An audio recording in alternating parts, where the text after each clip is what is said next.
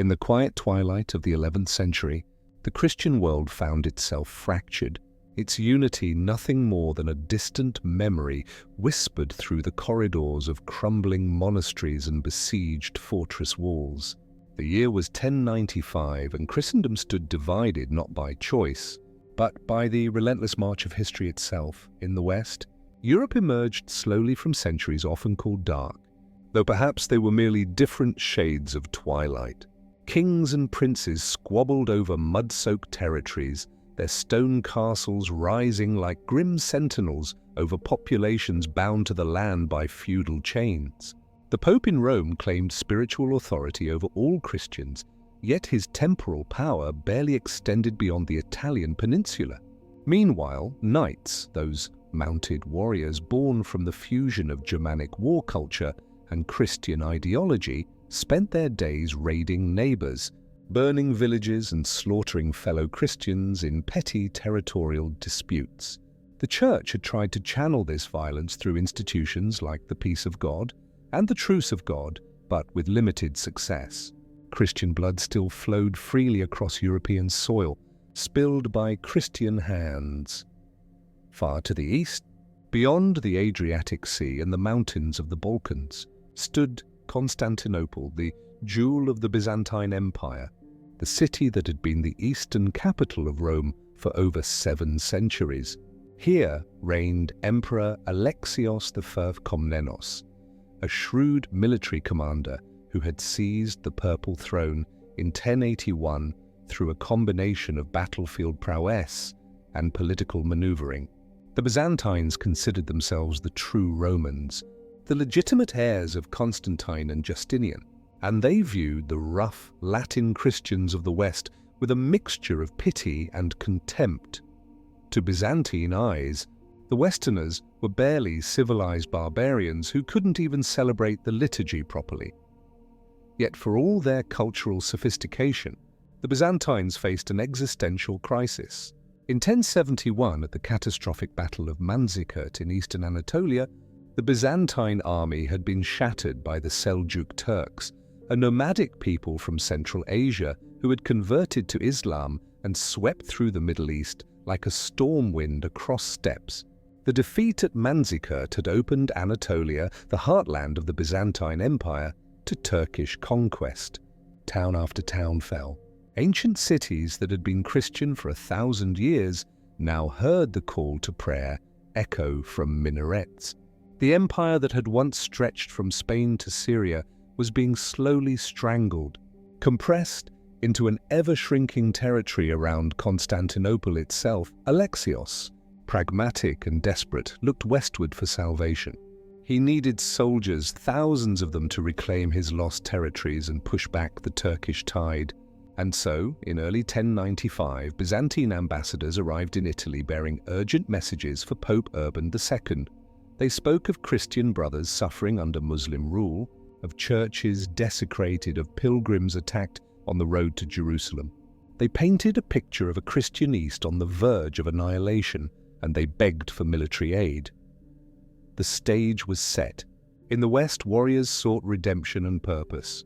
In the East, an empire teetered on the edge of collapse. Between them lay thousands of miles of hostile territory, mountain ranges, deserts, and the lands of Islam, a civilization at the height of its medieval power, confident, cultured, and militarily formidable. None could have predicted that the response to Alexios's plea would unleash a human avalanche that would crash across 3 continents, leaving a trail of blood and transformation that would echo through the centuries. The pieces were in position. History waited, holding its breath for someone to make the first move. Picture, if you will, a cold November day in the year 1095 in the French town of Clermont in the Auvergne region.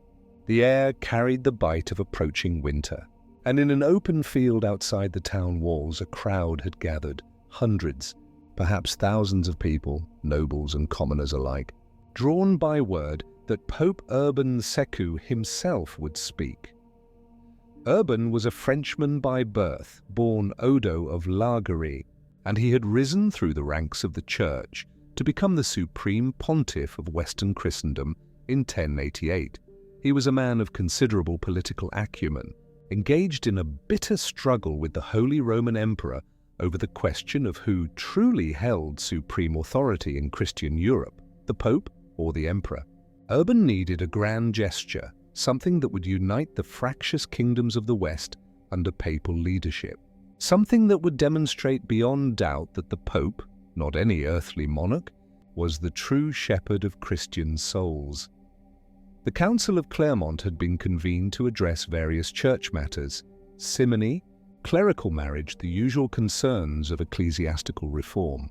But Urban had something far more dramatic in mind. On November 27th, after days of deliberations, the Pope stepped forward to address the assembled crowd. What happened next would change the course of human history. Urban's exact words have been lost to time, filtered through multiple chronicle accounts written years later, each shaped by the author's own perspective and agenda. Yet certain themes emerge consistently from these sources. The Pope spoke of the suffering of Eastern Christians under Muslim rule. He described, in terms that mixed truth with exaggeration and outright fabrication, atrocities committed against pilgrims traveling to Jerusalem. He painted a picture of holy sites desecrated, of Christian blood crying out from Eastern soil for vengeance and liberation. But Urban offered more than just tales of distant suffering. He presented his audience with a solution, a path forward that was both spiritual and martial. He called upon the warriors of the West to cease their fratricidal conflicts, to stop spilling Christian blood in petty territorial disputes, and instead to direct their martial energies toward a higher purpose: the liberation of Jerusalem, the city where Christ himself had walked, preached, died, and risen from the dead.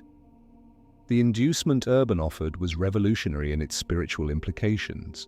He proclaimed that those who took up the cross and marched to Jerusalem, motivated by devotion rather than material gain, would receive complete remission of all sins.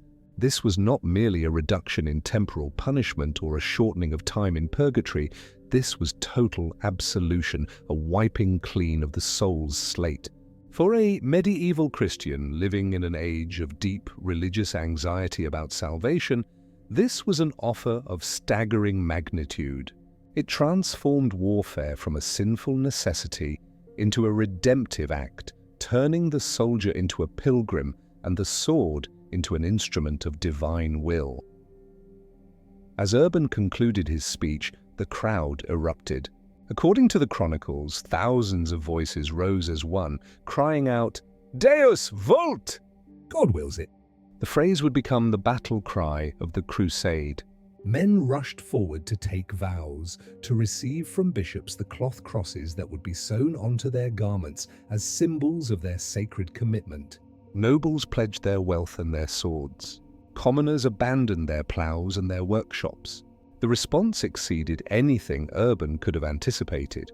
The Pope had lit a fire, and it would consume everything in its path.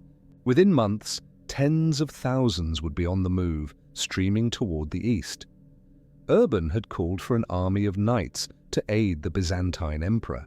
What he got was something far larger, far more chaotic, and far more terrible: a migration of peoples driven by faith, greed, desperation, and dreams of salvation purchased with the blood of the infidel.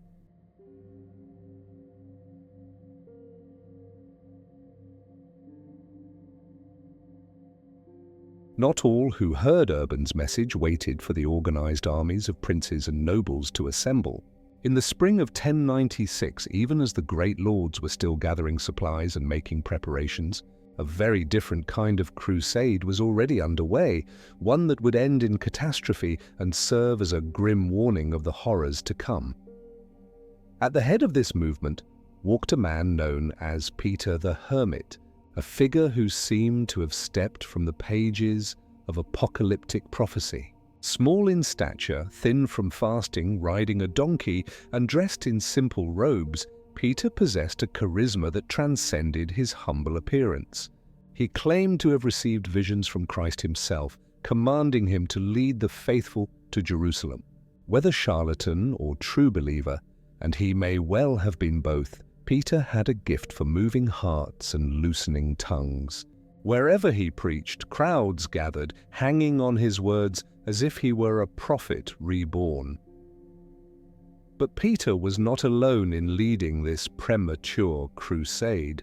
Other preachers arose, men like the priest Gottschalk and a knight named Emiko of Flonheim, each gathering followers and promising salvation through pilgrimage and holy war.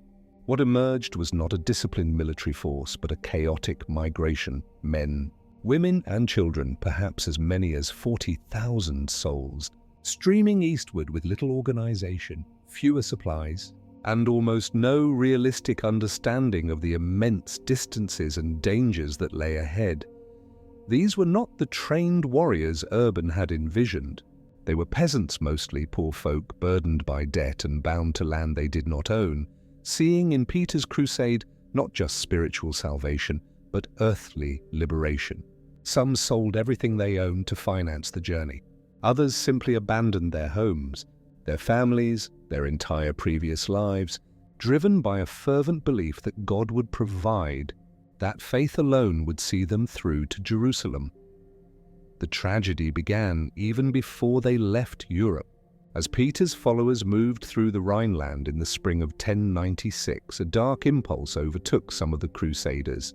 If they were marching to fight infidels in the east, some reasoned, why not begin with the infidels in their midst? Jewish communities in cities like Speyer, Worms and Mainz found themselves subjected to horrific pogroms. Thousands were murdered, their homes looted, their synagogues burned. Some Jews were offered forced conversion. Many chose death instead, in acts of martyrdom that would be remembered in Jewish tradition as the persecutions of 1096.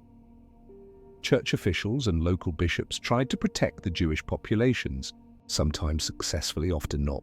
The crusade, barely begun, was already stained with innocent blood. Those who survived the march through Europe arrived at Constantinople in the summer of 1096, a ragged, desperate mob. Emperor Alexios, who had requested professional soldiers, was horrified by what appeared at his gates. These were not the disciplined mercenaries he had hoped for, but a disorganized rabble, dangerous and unpredictable. He hurried them across the Bosphorus into Asia Minor as quickly as possible, eager to be rid of them. Once in Turkish territory, the People's Crusade disintegrated entirely. Lacking leadership, supplies, or military discipline, the Crusaders wandered through Anatolia, pillaging Christian villages, for the local population was still largely Greek Christian, and provoking the Turkish authorities. In October 1096, near the fortress of Civito, the Turks struck. It was not a battle, but a massacre. Thousands of Crusaders were cut down in a matter of hours. Some were taken as slaves. Others fled in panic back toward the coast. Peter himself, who had returned to Constantinople to plead for supplies, survived. Most of his followers did not. The bones of the People's Crusade lay bleaching in the Anatolian sun, a grim monument to religious fervor, untempered by wisdom or preparation. Yet their deaths were not entirely in vain, for they taught the organized armies that would follow a harsh lesson. Faith alone, however intense, was not sufficient. The road to Jerusalem would require not just devotion, but strategy, discipline, and a willingness to embrace the brutal arithmetic of medieval warfare. The true First Crusade was about to begin, and it would be led not by visionaries on donkeys, but by hardened warriors in steel. Men who knew that salvation might require not just suffering, but the systematic application of violence on a scale the medieval world had rarely seen.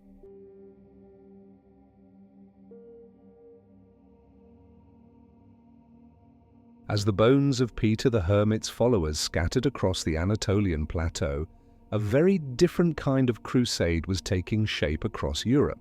This would not be a peasant migration led by charismatic preachers, but a coordinated military expedition commanded by some of the most formidable warriors of the age, men whose names would echo through history.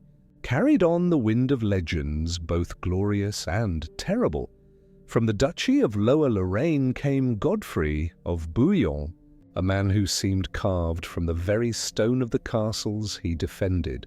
Tall, powerfully built, with a reputation for personal piety matched only by his skill with sword and lance, Godfrey embodied the ideal of the Christian knight.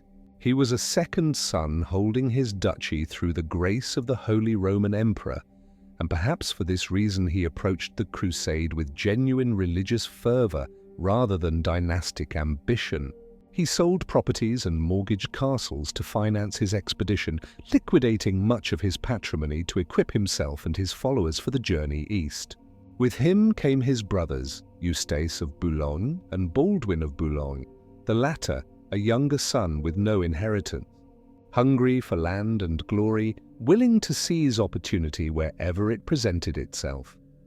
From southern Italy came Bohemond of Taranto, a Norman adventurer of legendary prowess and equally legendary ambition. He was the eldest son of Robert Guiscard, the Norman conqueror who had carved a kingdom from Byzantine and Muslim territories in southern Italy and Sicily.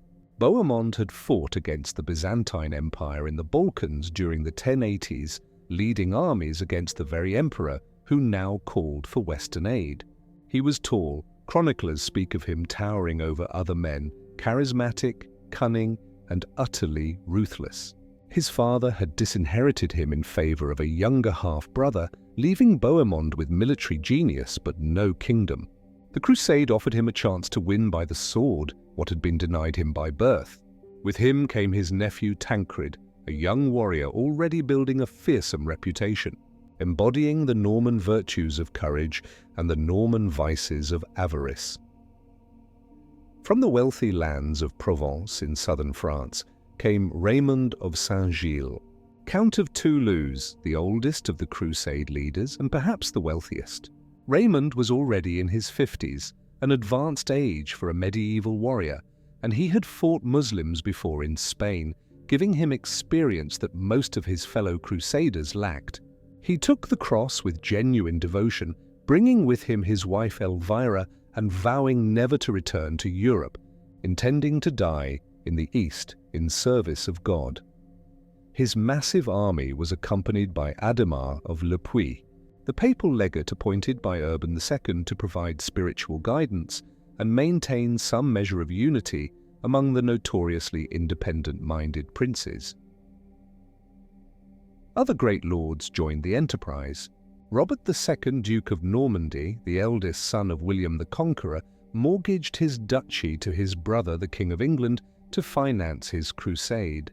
Robert of Flanders, a capable military leader, brought well-trained Flemish knights.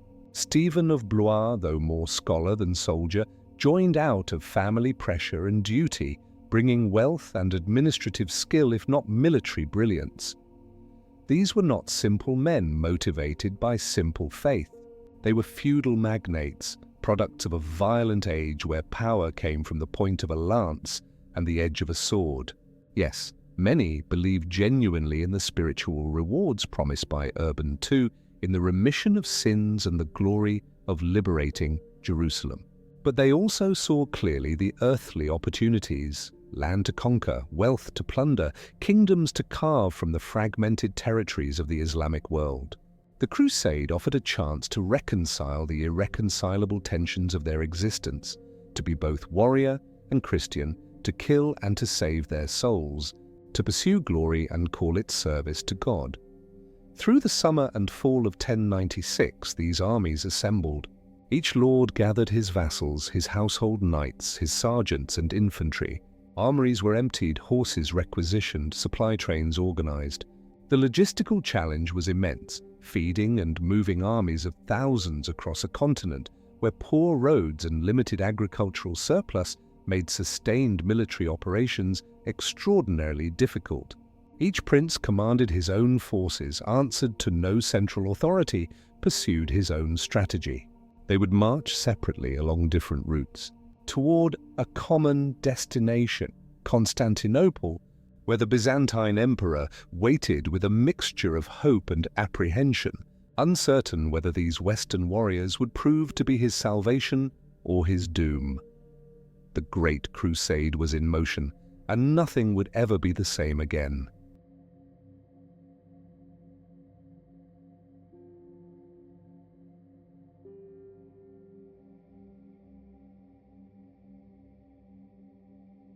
Through the winter of 1096 and into the spring of 1097, they came, 4 great armies converging on Constantinople from different directions, each following routes dictated by geography and political calculation, each leaving in its wake a trail of amazed, frightened, and sometimes plundered populations who had never seen such concentrations of armed men moving with such terrible purpose.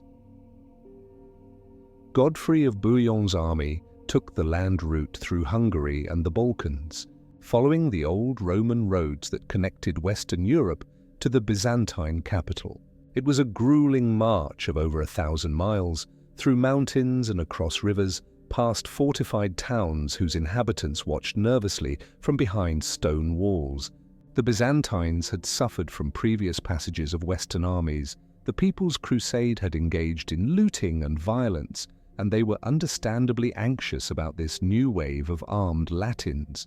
Alexios had ordered supplies prepared at staging points along the route, but tensions erupted into occasional violence when crusaders, impatient or suspicious, seized provisions by force. Bohemond's Normans crossed the Adriatic from Italy, landing in Epirus and marching east through Byzantine territory.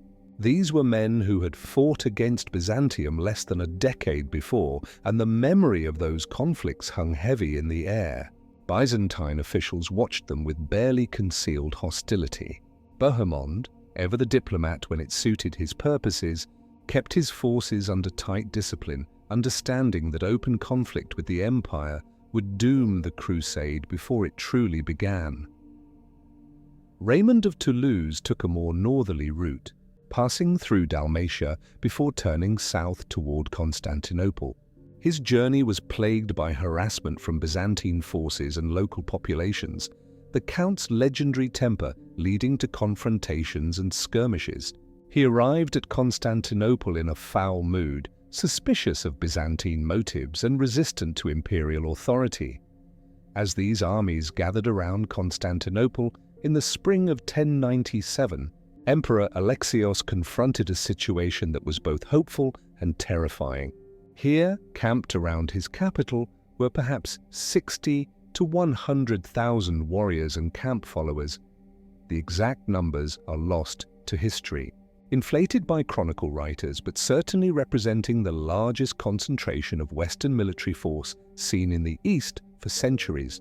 They were the answer to his prayers the military might needed to reclaim Anatolia from the Turks, but they were also a threat, an uncontrolled and potentially hostile force capable of overwhelming his own armies and seizing Constantinople itself. Alexios was a survivor, a man who had spent his entire reign balancing threats, playing enemies against each other, using diplomacy and gold where force would not suffice. He understood immediately that he needed to bind these Western lords to him through oaths and obligations before they marched into Asia. One by one, he summoned the Crusade leaders to his palace, to the legendary Great Palace of Constantinople, where Roman emperors had ruled for 800 years. The meetings were exercises in mutual suspicion and cultural misunderstanding. The Byzantine court operated according to elaborate ceremonial protocols designed to emphasize the emperor's supreme authority and quasi-divine status. The Crusade leaders, products of Western feudal culture, found these rituals both fascinating and faintly ridiculous. They were independent lords, accustomed to treating with kings as near equals. Alexios, for his part, viewed them as mercenaries, skilled and necessary, but ultimately subordinate to his imperial authority. The emperor demanded that each leader swear an oath. The exact terms varied, but essentially they were to promise to return to Byzantine control any former imperial territories they conquered, and to acknowledge Alexios as their overlord. In exchange, Alexios offered supplies, guides, military support, and Byzantine gold. The responses varied. Godfrey, after some initial resistance and a brief confrontation that saw his forces clashing with Byzantine troops, ultimately took the oath. Bohemond, calculating and pragmatic, swore readily, His word meant little to him compared to the opportunity for conquest. Raymond of Toulouse proved most resistant, offering only a modified oath that acknowledged the emperor's rights without explicitly binding the count to imperial service. Alexios, pragmatic as always, accepted what he could get. By late spring 1097, the oaths had been sworn, the supplies distributed, and the armies ferried across the Bosphorus into Asia Minor. The Byzantines were relieved to see them go. Such a concentration of armed foreigners was a constant source of tension and potential disaster. The Crusaders themselves were eager to begin the real work of the campaign. Behind them lay Constantinople, its massive walls and gilded domes representing the wealth and power of the Christian East. Before them lay Anatolia, the Turkish-controlled heartland they would have to cross, and beyond it, 1,000 miles of hostile territory separating them from their ultimate goal, Jerusalem. The oaths sworn in Constantinople would become sources of bitter controversy. As the crusade progressed and opportunities for conquest arose, crusade leaders would interpret their obligations to Alexios in ways that served their own interests. The Byzantine emperor expected the reconquest of imperial territory. The Crusaders saw opportunities to carve out their own domains. This fundamental disagreement rooted in the meetings at Constantinople would poison relations between Eastern and Western Christians for centuries, creating rifts that would never fully heal.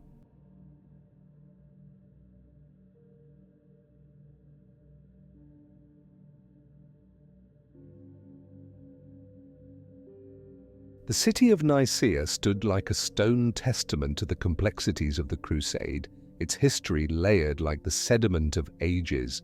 Here, in 325 AD, the First Council of Nicaea had met, establishing the fundamental creed that defined Orthodox Christian belief. Now, in May 1097, this ancient Christian city was the capital of the Seljuk Sultanate of Rum, ruled by Kilij Arslan V, a Turkish sultan who had grown complacent after his easy victory over the People's Crusade the previous year. The Crusader armies converged on Nicaea, and for the first time, the military capability of this great expedition became apparent. The city was formidably defended, massive stone walls, numerous towers positioned on the eastern shore of Lake Ascanius with secure water access. A garrison of Turkish warriors manned the defenses, confident that these Latin barbarians could be handled as easily as Peter the Hermit's rabble had been. But Kilij Arslan had badly miscalculated. He had left Nicaea to campaign in the east, taking most of his mobile forces with him, assuming the Crusaders posed no serious threat. When word reached him of the true size and capability of the Western armies, he rushed back, gathering what forces he could. On May 21st, he launched a surprise attack on the crusading forces, hoping to catch them unprepared and break the siege. The Battle of Nicaea was the Crusaders' first real test against the Seljuk Turks, and it revealed the fundamental military dynamic that would characterize much of the crusade. The Turkish forces relied heavily on horse archers, mobile, highly skilled warriors who could shower enemies with arrows while staying out of reach, a tactic perfected on the steppes of Central Asia. The Crusaders, by contrast, fielded heavy cavalry, armored knights on powerful war horses, slow to maneuver but devastating in the charge, supported by infantry armed with spears and crossbows. The battle raged for hours. Turkish arrows fell like deadly rain on the Crusader positions. Men and horses screamed and fell, but the Crusaders had learned from Byzantine advisors about Turkish tactics, and they maintained discipline, refusing to break formation and chase after the elusive mounted archers. When the Crusader heavy cavalry finally charged, smashing into Turkish positions with the weight of armored men and horses moving at full gallop, the Turkish forces broke and fled. Kilij Arslan retreated eastward, leaving Nicaea to its fate. The siege continued through May and into June. The Crusaders had siege equipment now, catapults, siege towers, mining equipment, and they pressed the assault on the walls while Turkish defenders fought desperately.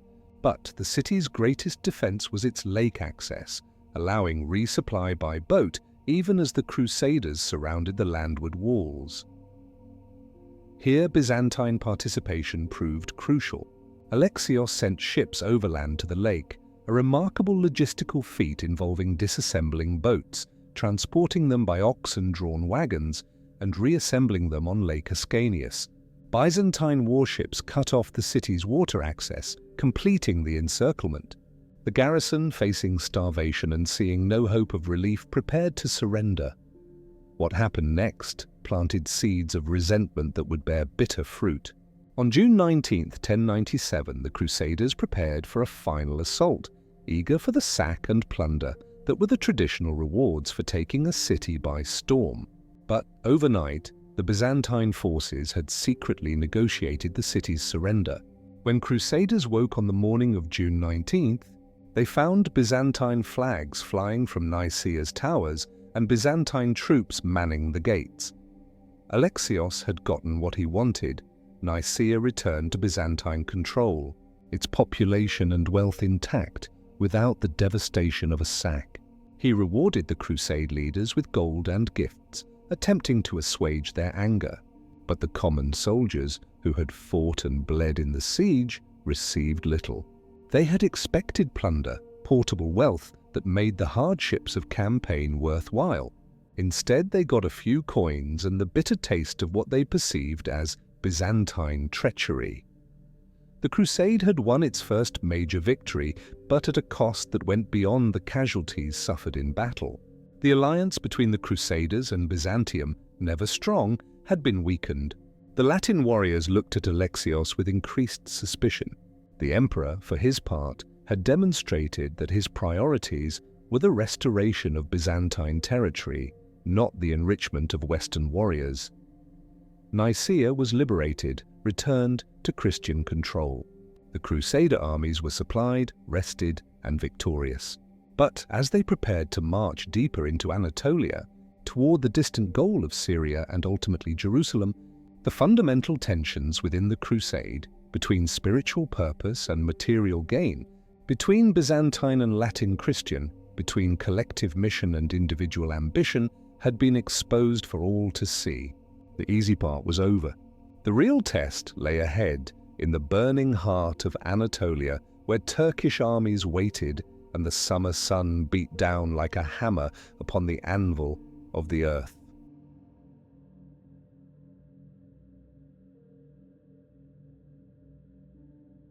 The Crusader army that departed Nicaea in late June 1097 moved in two divisions, separated by a day's march, a decision born of practical necessity rather than strategic wisdom.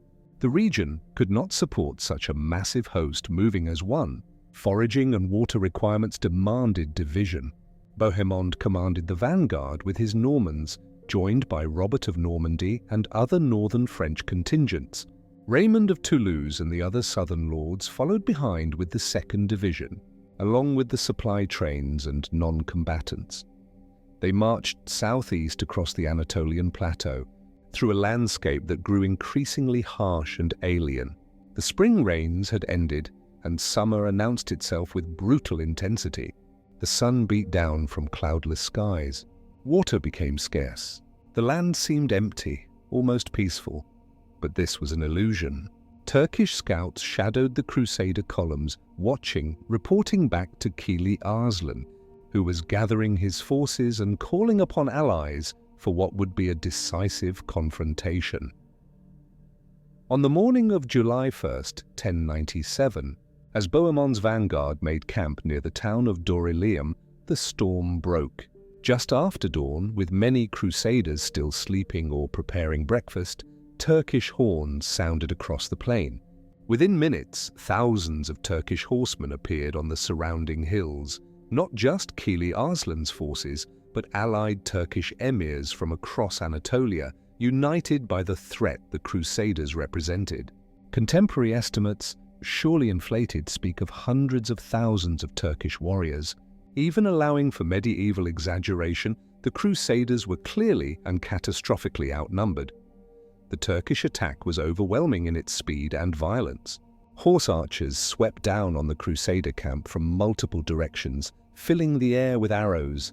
These were not the relatively slow crossbow bolts the Crusaders knew, but the rapid fire of composite bows drawn by men who had trained since childhood, who could shoot accurately from a galloping horse, who could loose arrow after arrow with devastating effect.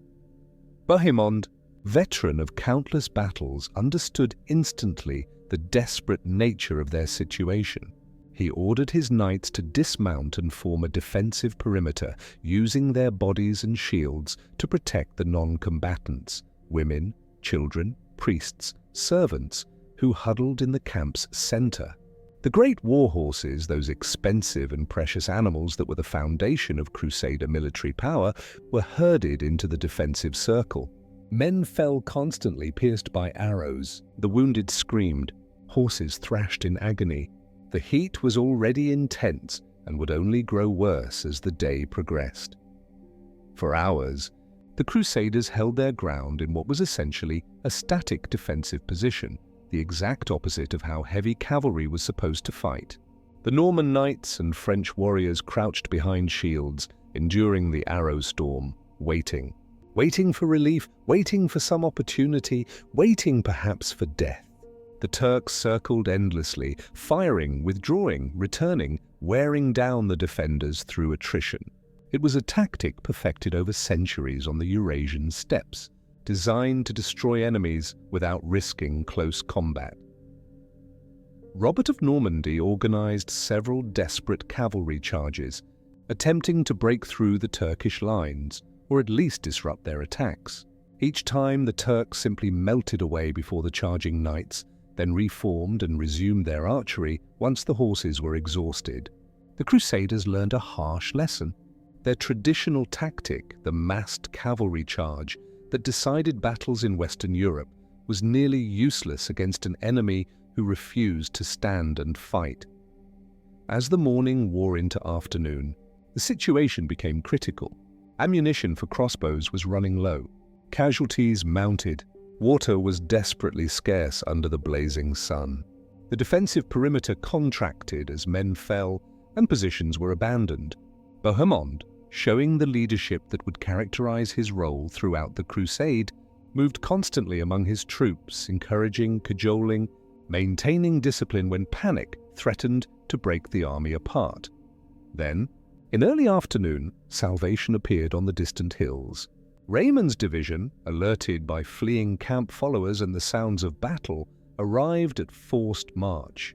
The bishop Adhemar, showing unexpected military acumen, led contingents of knights in a wide flanking maneuver, appearing on the Turkish rear.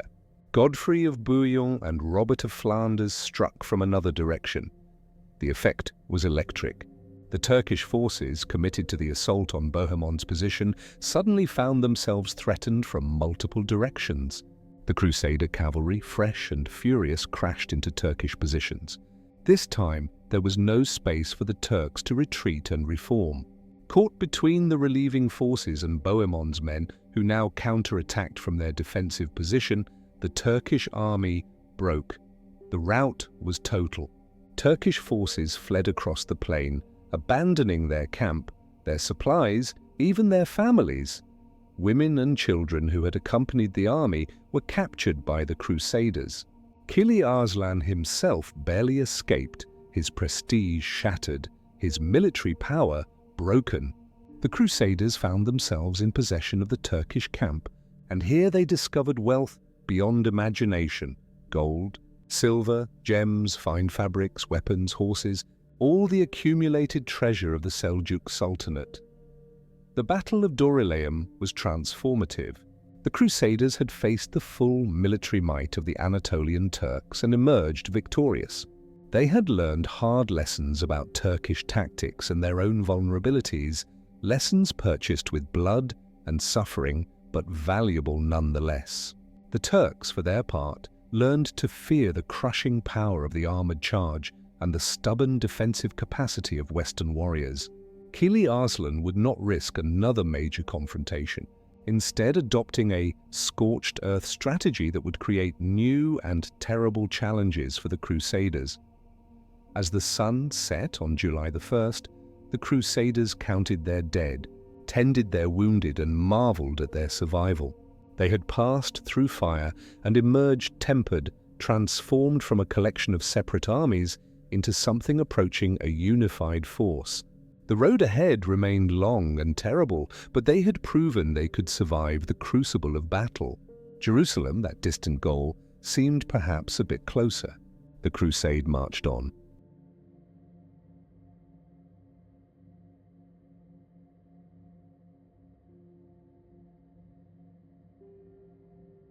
If Dorylaeum had been a baptism of fire, what followed was an extended ordeal that tested the Crusaders in ways no battle could.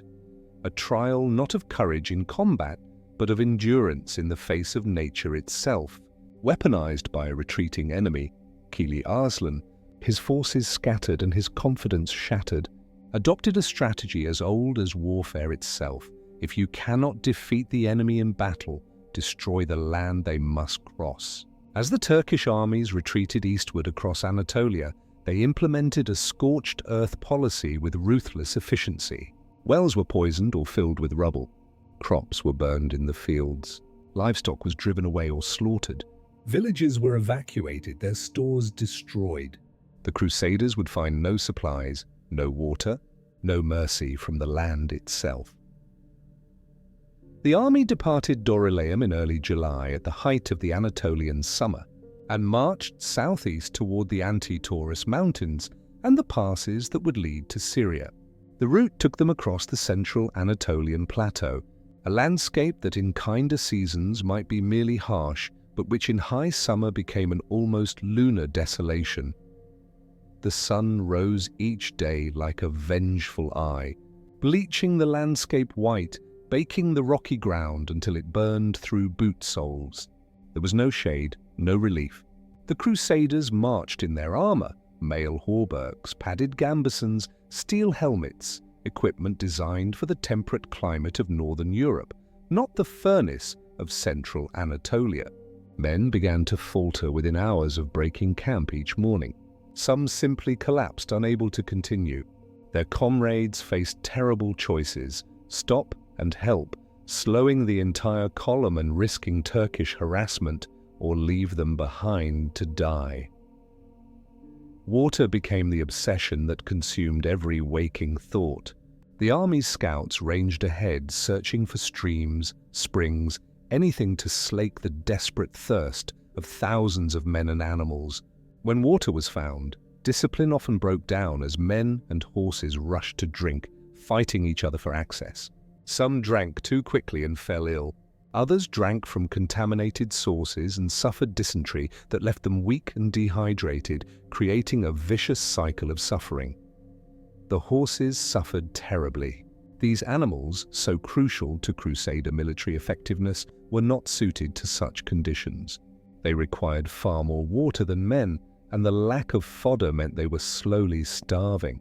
Chronicles speak of hundreds of horses dying daily.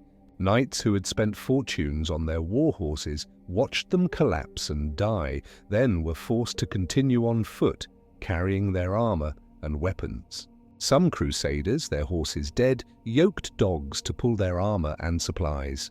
Others improvised, capturing goats and sheep from abandoned Turkish settlements and using them as pack animals.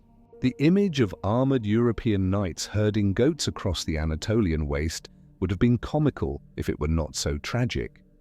The non-combatants suffered most. Women, children, servants, and camp followers who had accompanied the army, perhaps 1/3 of the total host, were least equipped to endure such hardships. They had less access to water, less protection from the sun, less physical strength to sustain them. The death toll among civilians was catastrophic, though chroniclers focused on the warriors rarely bothered to record specific numbers. Pregnant women went into labor on the march. The elderly collapsed and were left behind. Children cried for water that did not exist. Meanwhile, Turkish forces engaged in constant harassment, refusing pitched battle but launching hit-and-run attacks on stragglers and foraging parties. Any crusader who wandered from the main column risked being cut down by Turkish horse archers who appeared from nowhere, killed, and vanished back into the shimmering heat haze. The crusaders were too exhausted and spread out to mount effective pursuit. Each day brought new casualties, not from heroic combat, but from arrows in the back, from thirst, from heat stroke, from simple exhaustion. There were moments of surreal beauty amid the horror. At night, when the killing sun finally set, the temperature plummeted and the sky revealed itself in all its Mediterranean brilliance, countless stars wheeling overhead, so bright and numerous they seemed close enough to touch. Men lay on the cooling ground, too exhausted even to make camp properly, and stared upward, perhaps remembering the night skies of their distant homes, perhaps wondering if they would ever see those homes again. August passed into September. The army reached the foothills of the anti-Taurus range, and new torments awaited. The mountain passes were narrow, rocky, treacherous. Horses and pack animals already weakened fell on the steep paths and could not rise. Loads had to be abandoned. Men who had carried armor across the scorching plain now faced the choice of hauling it up mountain trails or leaving it behind. Some chose to abandon equipment worth a year's income rather than carry it another mile. In early September, they descended from the mountains into the fertile valley of the Orontes River, and it must have seemed like resurrection. Water, green fields, trees. The army halted and drank deeply, and for the first time in months, something like hope returned. But the cost of crossing Anatolia had been staggering. Perhaps 1/3 of those who had departed Nicaea never reached Syria. Thousands lay dead in the Anatolian waste, their bones bleaching under that pitiless sun, their names forgotten by history. The crusade had survived, but it was a different army that emerged from the crucible of Anatolia, leaner, harder, stripped of illusions, tempered by suffering into something approaching the fanaticism that would be necessary to take Jerusalem. They had learned that this holy war would be won not through chivalric virtue or divine intervention alone, but through the willingness to endure horrors beyond imagination and continue marching toward a goal that remained impossibly distant. The easy part, if any of this could be called easy, was over. Syria awaited, and with it, new challenges, new betrayals and battles that would determine whether the crusade would achieve its sacred goal or perish in the attempt.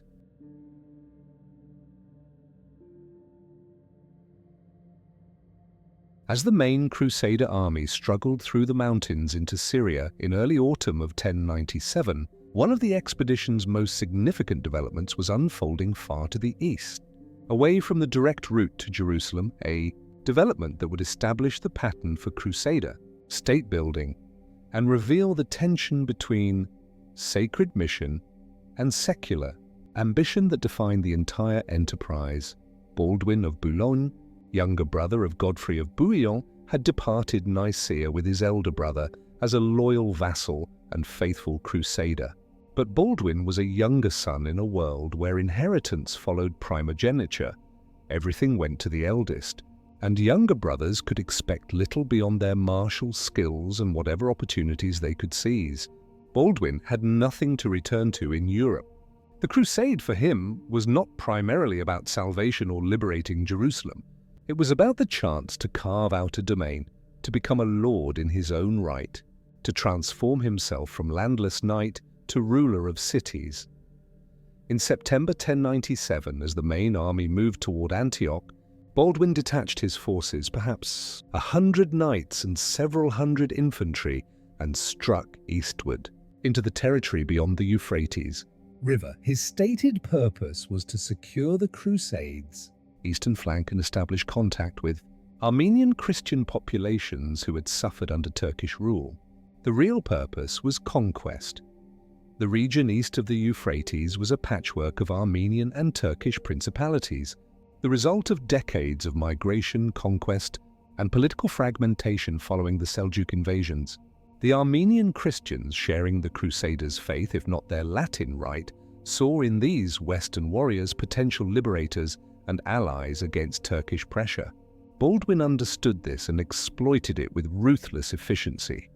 He first captured several fortresses, demonstrating his military capability to the local Armenian population.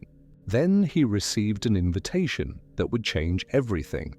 Thoros, the Armenian ruler of Edessa, childless and threatened by Turkish neighbors, invited Baldwin to become his adopted son and heir. It was an offer too extraordinary to refuse. Edessa was an ancient city, one of the great urban centers of Upper Mesopotamia, wealthy from trade and agriculture, commanding territory that stretched across the fertile plains east of the Euphrates. For an ambitious warrior prince with nothing, it represented an opportunity beyond imagining. Baldwin marched to Edessa in February 1098, was formally adopted by Thoros according to Armenian custom, which apparently involved both men wearing the same ceremonial shirt simultaneously, a ritual that must have seemed bizarre to the Norman knight, and became heir to the principality.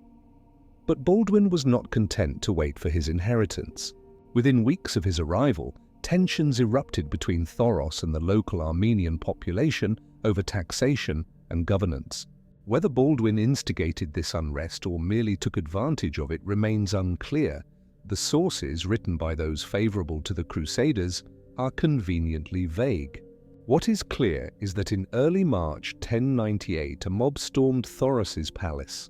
The Armenian ruler was murdered, torn apart by his own people.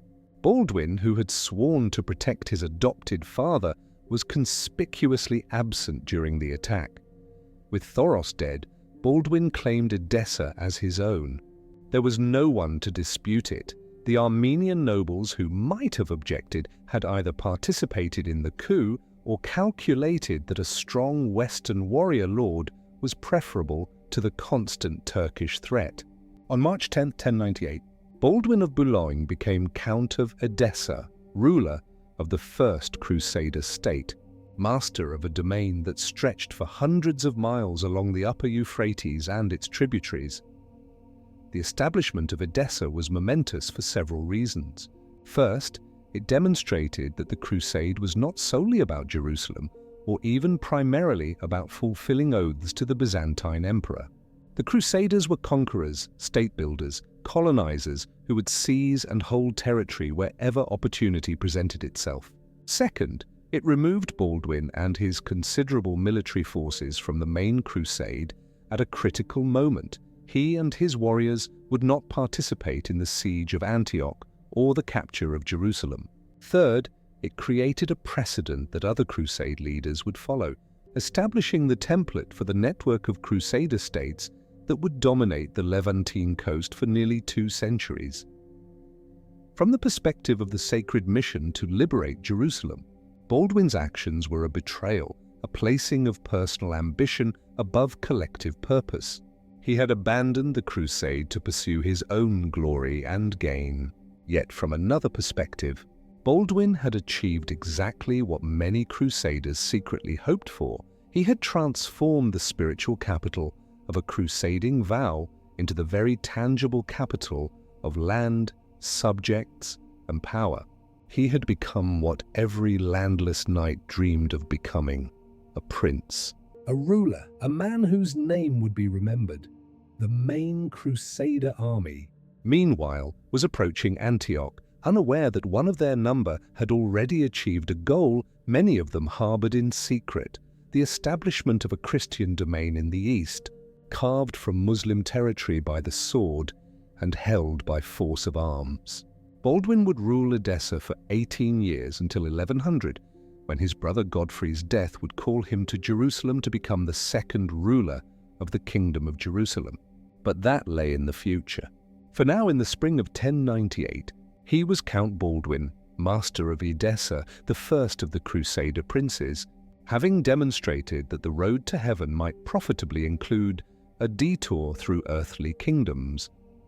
The crusade had fractured, its unity revealed as illusory.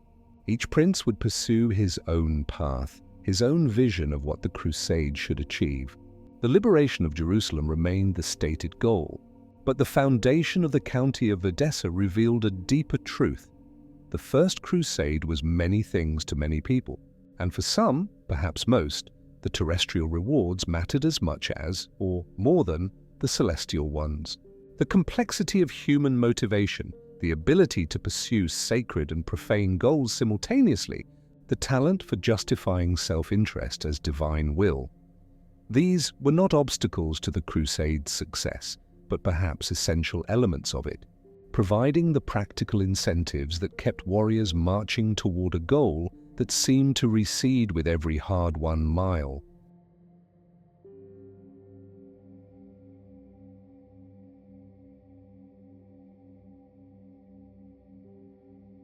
In the cooling days of October 1097, as autumn began its slow descent over the Syrian landscape, the Crusader army arrived before the walls of Antioch and looked upon what would become their greatest trial, a city that would test not just their military prowess, but the very limits of human endurance, faith, and will.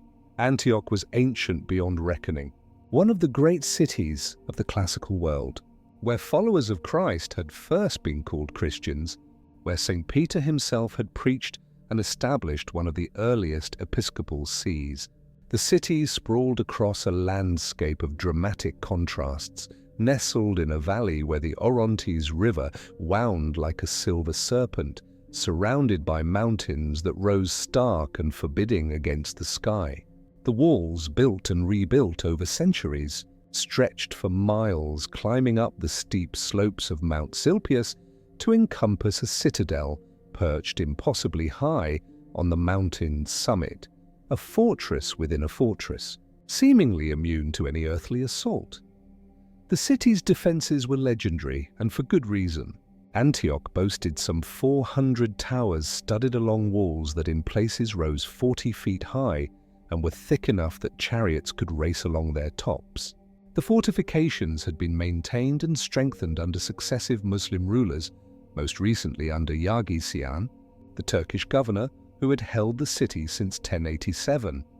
Yagisiyan was no fool. He had received word of the Crusader advance and had months to prepare. He expelled the city's Christian population, fearing they would prove a fifth column when the siege began, sending thousands of Armenian and Greek Christians into exile, their cries of protest and bewilderment echoing through streets they had walked their entire lives. The Crusader army that settled into siege positions around Antioch in late October numbered perhaps 40,000 fighting men, along with uncounted thousands of non-combatants. It sounds like a mighty host, and in one sense it was the largest Western military force to campaign in the East since the days of Rome. But Antioch was immense, and the Crusaders quickly discovered a fundamental problem that would plague them for the next 8 months. They lacked the numbers to completely encircle the city. The walls were too long, the terrain too difficult, and their forces too few. Gates remained open on the city's eastern and northern sides, allowing supplies to flow into Antioch and allowing Yagisiyan to send messengers calling for relief from the Muslim powers of Syria and Mesopotamia. The siege settled into a grim routine of hunger, disease, cold, and sporadic violence. The Crusaders had arrived in October, timing their assault to avoid the worst of the Syrian summer, but they had miscalculated. The region they now occupied had been stripped of supplies by years of warfare between competing Muslim factions. The local Christian population which might have aided them had been expelled or had fled.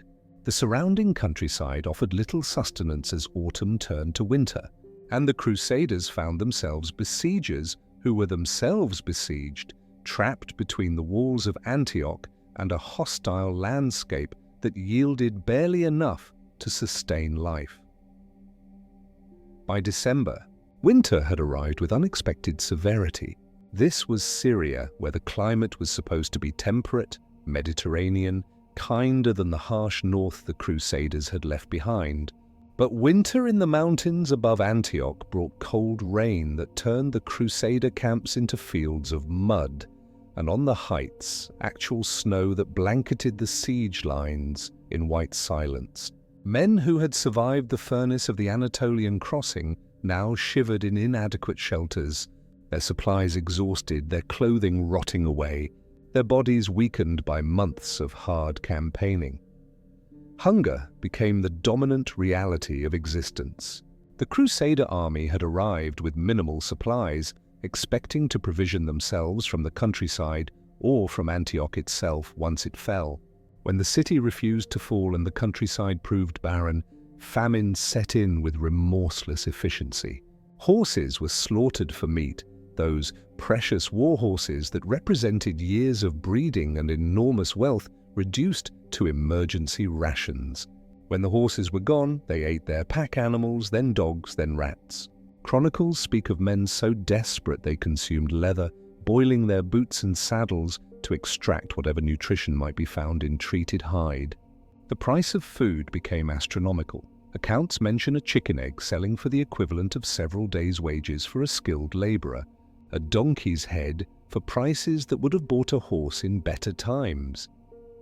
The wealthy suffered less, able to purchase what meager supplies made their way into the Crusader camps from Armenian merchants who risked the dangerous journey from Christian territories to the north.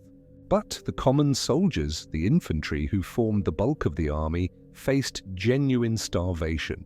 Hundreds died not from Turkish arrows but from hunger and the diseases that follow malnutrition, dysentery, typhus, various fevers whose names the Crusaders did not know, but whose effects they felt in the endless procession of the sick and dying. Desertion became epidemic. Men slipped away in the night, some attempting the long journey back to Constantinople, others simply disappearing into the Syrian wilderness, preferring an uncertain fate to the certain misery of the siege. Even among the great lords, the strain began to show. William of Grandmesnil, a Norman lord, abandoned the crusade entirely, leading his forces away to the coast and boarding ships for home.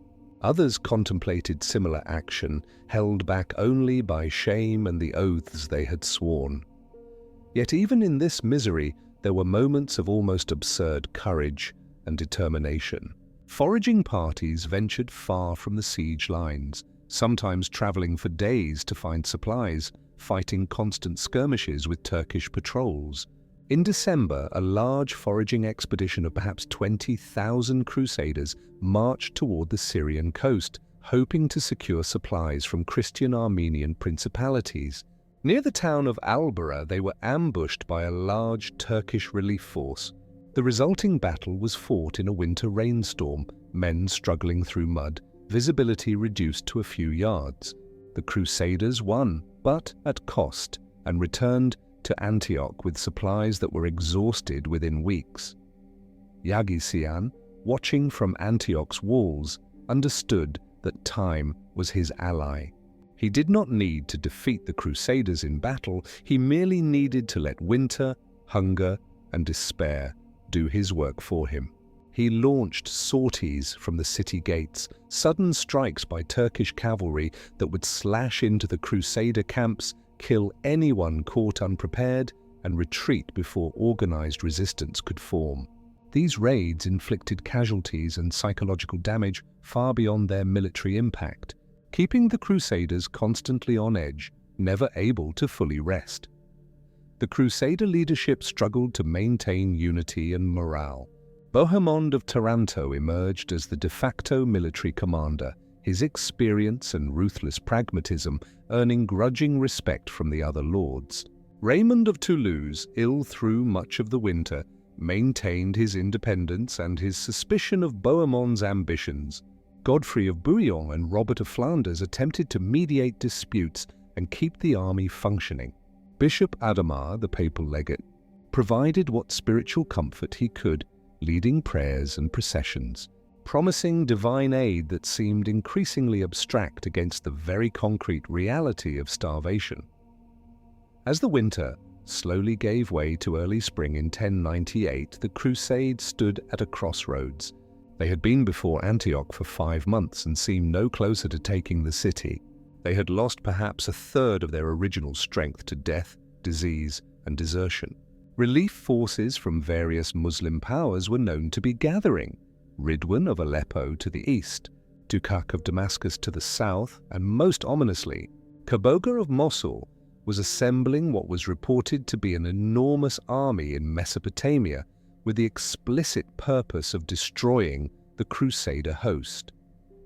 The situation was simple and terrible. The Crusaders could not take Antioch by storm, could not maintain the siege indefinitely, and could not retreat without abandoning their sacred mission and facing the certain annihilation that would follow a disorganized withdrawal through hostile territory.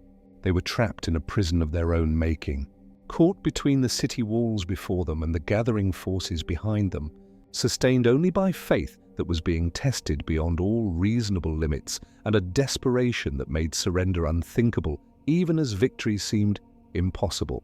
The siege ground on, and men began to whisper that God had abandoned them, that their sins were too great, that Jerusalem would remain forever beyond reach. Yet they did not break, did not flee, held their positions before those implacable walls and waited for relief, for a miracle, for something, anything that might break the stalemate and allow the crusade to continue its impossible journey toward the holy city that now seemed to belong to dreams rather than any attainable reality.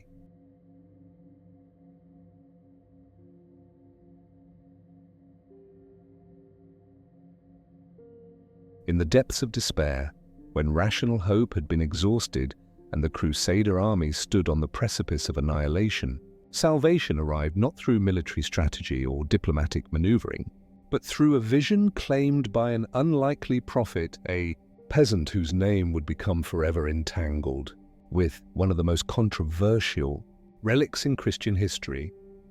His name was Peter Bartholomew, a poor pilgrim from Provence attached to the household of Raymond of Toulouse, a man of no particular distinction, illiterate, unremarkable in every way except for what he claimed to have seen in the night watches as the siege dragged through its darkest hours. Peter reported that St. Andrew himself had appeared to him in a series of visions, revealing the location of one of Christianity's most sacred relics, the Holy Lance, the very spear that had pierced Christ's side as he hung dying on the cross, completing the passion and fulfilling prophecy. According to Peter's account, which grew more elaborate with each telling, St. Andrew had appeared to him multiple times since the Crusaders first arrived at Antioch, commanding him to reveal this secret to the army's leaders. The lance, the saint proclaimed, lay buried beneath the floor of the Cathedral of St. Peter within Antioch itself, a location that presented an obvious problem, given that the Crusaders did not control the city, but the visions were specific, insistent, promising that when the lance was found, it would bring victory to the Christian army and demonstrate God's continued favor despite all evidence to the contrary.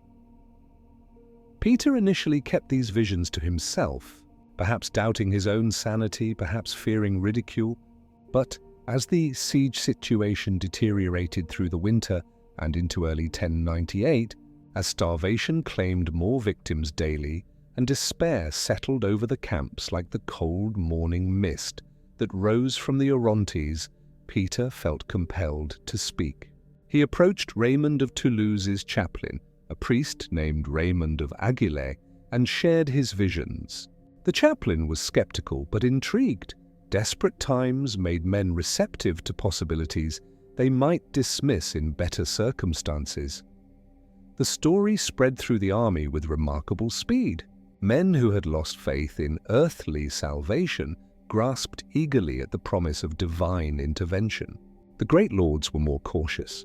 Bohemond, pragmatic and cynical, likely saw the lance story as useful propaganda regardless of its truth. Bishop Adhemar, the papal legate and the expedition's official spiritual authority, was openly skeptical. He knew church history, knew that several churches across Europe already claimed to possess the Holy Lance, and he understood the human tendency to fabricate miracles when genuine hope fails. Yet he also understood the army's desperate need for something to believe in, some sign that God had not entirely abandoned them. The situation was transformed in early June 1098 when, through treachery and brilliant military opportunism, Bohemon's agents secured the betrayal of Antioch's defenses. A tower commander named Firuz, disgruntled with Yagi Sian's leadership and perhaps bribed with promises of wealth and protection, agreed to allow Crusader forces to enter the city through the towers under his control. On the night of June 2, 1098, Bohemon's men scaled the walls in darkness, opened gates, and the Crusader army poured into Antioch in a flood of violence and vengeance. The city fell in hours of brutal street fighting. Yagi Sian fled and was killed by Armenian Christians in the countryside.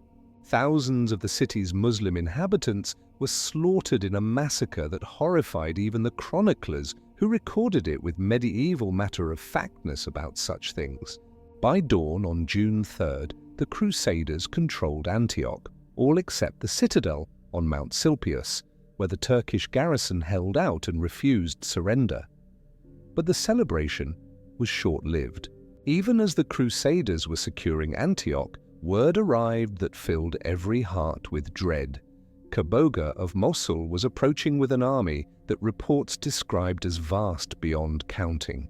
The besiegers were about to become the besieged, and this time there would be no relief force, no Byzantine support, no escape route. The Crusaders found themselves trapped inside Antioch's walls with an enemy army surrounding them, facing the very situation they had inflicted on the city's previous defenders. It was in this moment of supreme crisis, with Kaboga's forces investing Antioch and beginning their own siege, that Peter Bartholomew's visions suddenly became urgently relevant.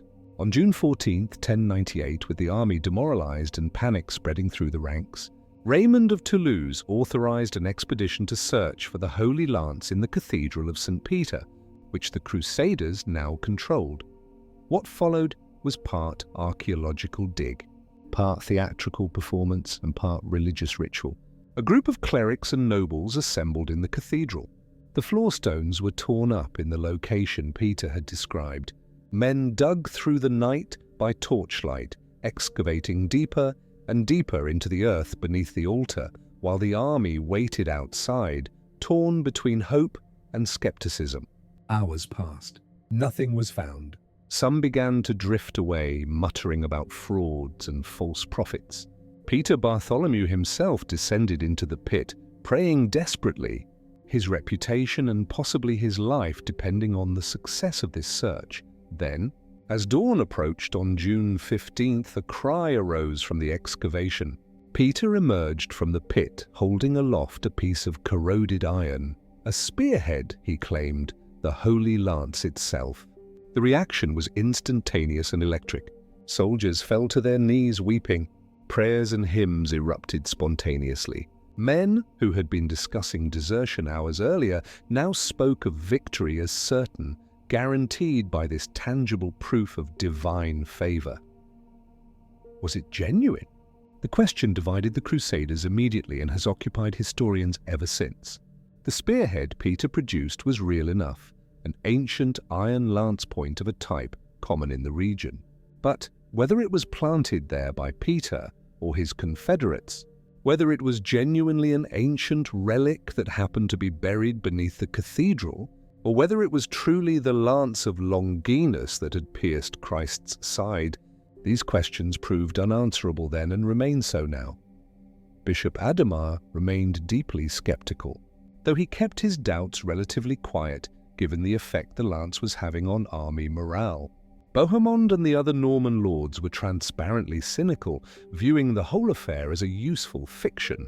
Raymond of Toulouse, however, embraced the lance enthusiastically, perhaps from genuine belief, perhaps because the relic was found in territory he controlled and enhanced his prestige, perhaps from some combination of faith and political calculation that medieval minds saw no contradiction in mixing. The lance's effect was undeniable. An army on the verge of collapse suddenly found renewed purpose and courage.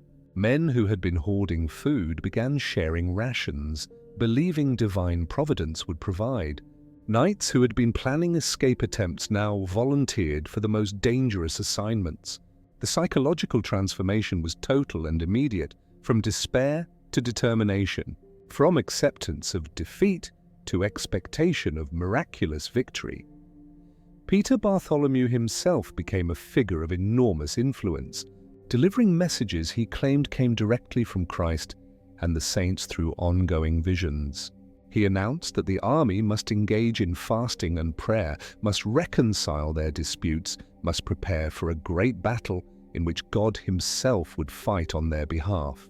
The Crusaders, surrounded by Kaboga's vastly superior forces, cut off from supplies and facing certain annihilation through conventional military logic, embraced this message with the fervor of those who have nothing left to lose. The Holy Lance would be carried into battle, Peter proclaimed. Victory was assured. God willed it. And in the madness and desperation of that moment, besieged within the city they had bled so long to capture, facing an enemy that outnumbered them perhaps 3-1, the Crusaders chose to believe. They had crossed a threshold where faith became indistinguishable from fanaticism, where rational calculation gave way to something more primal and dangerous, the conviction that they were instruments of divine will, that death in battle would mean instant salvation, that the laws of military science and numerical superiority did not apply when God himself commanded the outcome. Whether the lance was real or fabricated, whether Peter Bartholomew was visionary or charlatan, in that moment it ceased to matter. The relic had served its purpose. The crusade had been saved not by steel or strategy, but by a rusty piece of iron and the human capacity to believe in salvation when all evidence argues for doom. The stage was set for what would follow, a battle that by any rational analysis the Crusaders should have lost, would have lost, except that they had ceased to think rationally and had embraced instead a faith so complete that it transformed fear into fury and desperation into a weapon more powerful than any earthly army could withstand.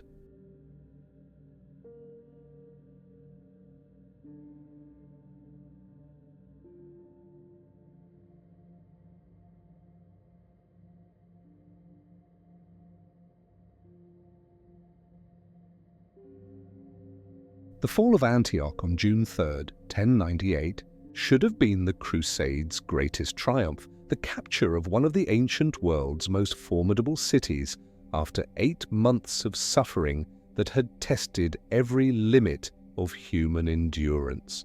Instead, within days, that triumph transformed into what appeared to be the Crusade's death sentence, a reversal so swift and complete that it seemed to confirm every medieval belief about the capricious nature of fortune's wheel. Kaboga, Atabeg of Mosul, had been assembling his army for months, gathering forces from across the Muslim territories of Syria and Mesopotamia. He was a formidable military commander, experienced in the complex politics and warfare of the region, and he understood what many Muslim leaders had failed to grasp. The Crusaders represented not a raiding force that could be contained or negotiated with, but an existential threat that required a coordinated and overwhelming response. His army, when it finally marched from Mosul in late May 1098, represented the largest unified Muslim military force assembled since the Crusaders had entered Syria. Contemporary estimates range wildly from tens of thousands to hundreds of thousands, but even conservative modern assessments suggest a force significantly larger than the Crusader army, even at full strength. The timing of Kaboga's arrival was almost perfect. He reached Antioch on June 7th, a mere 4 days after the Crusaders had taken the city. The Crusader forces were scattered throughout Antioch, still fighting pockets of resistance, securing the walls, collecting plunder, resting after the violent entry. They had not yet had time to fully garrison the defences or prepare for a siege from the outside. The Turkish garrison in the citadel on Mount Silpius, which had refused to surrender, now had allies outside the walls and renewed hope of relief. Kaboga deployed his forces with professional efficiency, surrounding Antioch just as the Crusaders had surrounded it for the previous 8 months. But where the Crusaders had lacked the numbers to fully invest the city, Kaboga's army was large enough to seal every gate, cut every road, and establish a blockade that was total and suffocating. The hunters had become the hunted with a speed that left the Crusader leadership reeling. The strategic situation was catastrophic. The Crusaders now found themselves trapped inside walls that had been their obstacle for months, facing outward at an enemy force that vastly outnumbered them, while behind them the citadel garrison threatened their rear. They controlled a city that had been stripped of supplies during the siege. The stores they had hoped to capture had been largely consumed or hidden by the Muslim defenders during the months of blockade. The food situation, which had been desperate during the siege, became immediately worse now that they were cut off inside the city with no prospect of foraging or resupply. Worse still, the Crusader army had been significantly reduced during the siege. Thousands had died from hunger, disease, and combat. Thousands more had deserted, fleeing to the coast or back toward Constantinople. The army that had besieged Antioch perhaps numbered 40,000. The army now trapped inside might have counted perhaps 20 to 25,000 effective fighters, along with uncounted non-combatants who now represented mouths to feed rather than military assets. The psychological impact of this reversal cannot be overstated. The Crusaders had endured 8 months of hell to take Antioch, sustained by the belief that capturing the city would represent a turning point in the crusade. Instead, that capture had delivered them into a trap more deadly than anything they had faced before. Morale, which had briefly surged upon taking the city, now collapsed. The talk in the camps was no longer of Jerusalem but of survival, of escape, of how they had been led into this death trap by leaders who had promised divine favor and delivered only suffering. Desertions resumed immediately and reached epidemic proportions. Men lowered themselves from the walls at night using ropes, abandoning their comrades, their oaths, and their crusading vows in desperate attempts to reach Byzantine territory or the coast. Even among the great lords, panic spread. Stephen of Blois, one of the wealthiest and most prominent crusade leaders, abandoned the army entirely. He had been at the port of Alexandretta, recovering from illness, when Kaboga arrived at Antioch. Upon hearing the news, Stephen gathered his forces and fled toward Constantinople, later sending letters to the west describing the crusade as doomed and the army as lost. Stephen's desertion had consequences beyond the loss of his military forces. Traveling north, he encountered Emperor Alexios Komnenos, who was finally marching south with Byzantine forces to support the crusade. Stephen described the situation at Antioch in the darkest terms: the city surrounded, the Crusader army trapped and vastly outnumbered, supplies exhausted, relief impossible. Alexios, hearing this account from one of the Crusade's leading lords, made the practical decision to turn back. Why march his forces into a disaster that was already concluded? The Byzantines withdrew, and with them went any hope of external relief for the trapped Crusaders. Inside Antioch, the situation grew more desperate by the day. The citadel garrison, emboldened by Kaboga's presence, launched raids into the city, fighting house-to-house battles that further depleted Crusader strength. The Crusaders controlled most of the city, but not all of it, fighting a two-front war within the walls while Kaboga's forces prowled outside. Food ran out entirely, not just became scarce as it had during the siege, but ceased to exist at a level that could sustain the army. Chronicles speak of soldiers eating grass, leaves, the leather from shoes and shields boiled until they could be chewed.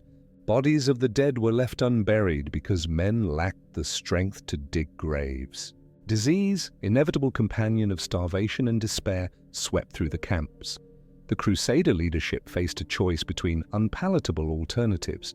They could attempt to negotiate with Kaboga, but what terms could they offer? Surrender would mean death or enslavement for most, and none of the leaders believed Kaboga would allow them to simply march away.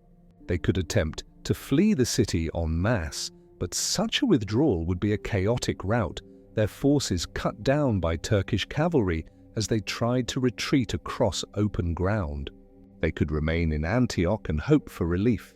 But there was no relief coming. Alexios had turned back, And there were no other Christian forces in the region capable of confronting Kaboga's army.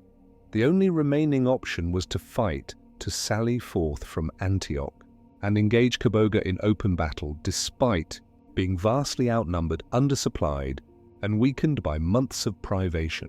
It was military madness, a decision no rational commander would make. The Crusaders would be slaughtered. Yet, as June progressed and the situation inside Antioch deteriorated from desperate to impossible, this suicidal option began to appear as the only alternative to slow death by starvation. Kaboga, watching from outside the walls, surely understood that time was his greatest weapon. He did not need to assault the walls and suffer casualties taking a fortified city. He merely needed to wait, to maintain the siege, to let hunger and disease complete the destruction of the Crusader army. Every day that passed made the Crusaders weaker. There was no scenario in which they could win, no strategy that could overcome the mathematics of their situation. The crusade had reached its end in the city where St. Peter had preached, where Christians had first borne that name. The great expedition would die here, and Jerusalem would remain forever beyond reach, or so it appeared, in those dark days of mid-June 1098, when hope had been exhausted and death seemed the only certainty. But the Crusaders, driven to extremes beyond rational calculation, were about to embrace a solution that lay beyond military logic, beyond strategic wisdom, beyond anything that could be explained by the normal rules that governed medieval warfare. They had a rusty spearhead they believed was the Holy Lance. They had faith that had been refined in the furnace of suffering until it resembled madness. And they had nothing left to lose, which made them the most dangerous kind of enemy, warriors who had accepted death and therefore could not be defeated by the fear of it. The stage was set for a battle that would determine not just the fate of the crusade, but would echo through centuries, becoming legend, myth, and miracle depending on who told the story and what they chose to believe about the relationship between human will, divine intervention, and the cruel mathematics of warfare.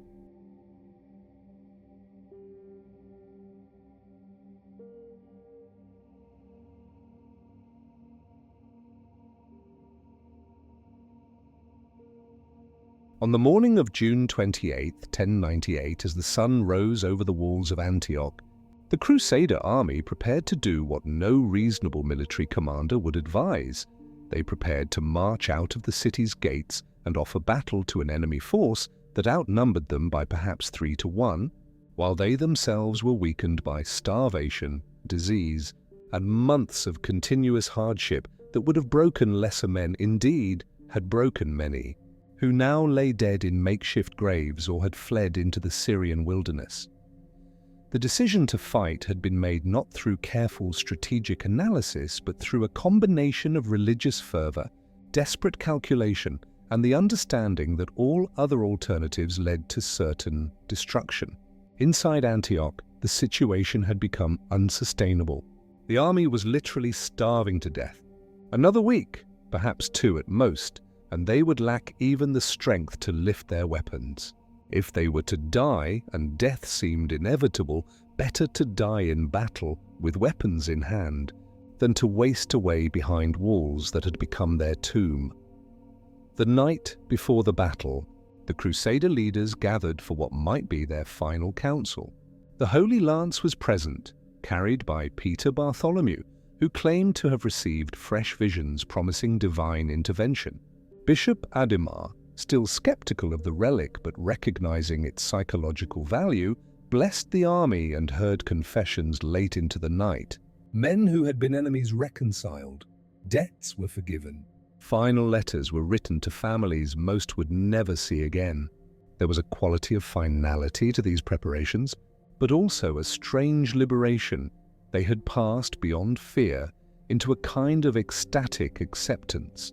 The battle plan was simple because complexity was beyond their capacity. The Crusader army would sortie from multiple gates simultaneously, forming into 6 divisions commanded by the expedition's remaining leaders. Godfrey of Bouillon would lead the 1st division, Raymond of Toulouse the 2nd, and so on through Bohemond, Tancred, Robert of Normandy, and Robert of Flanders.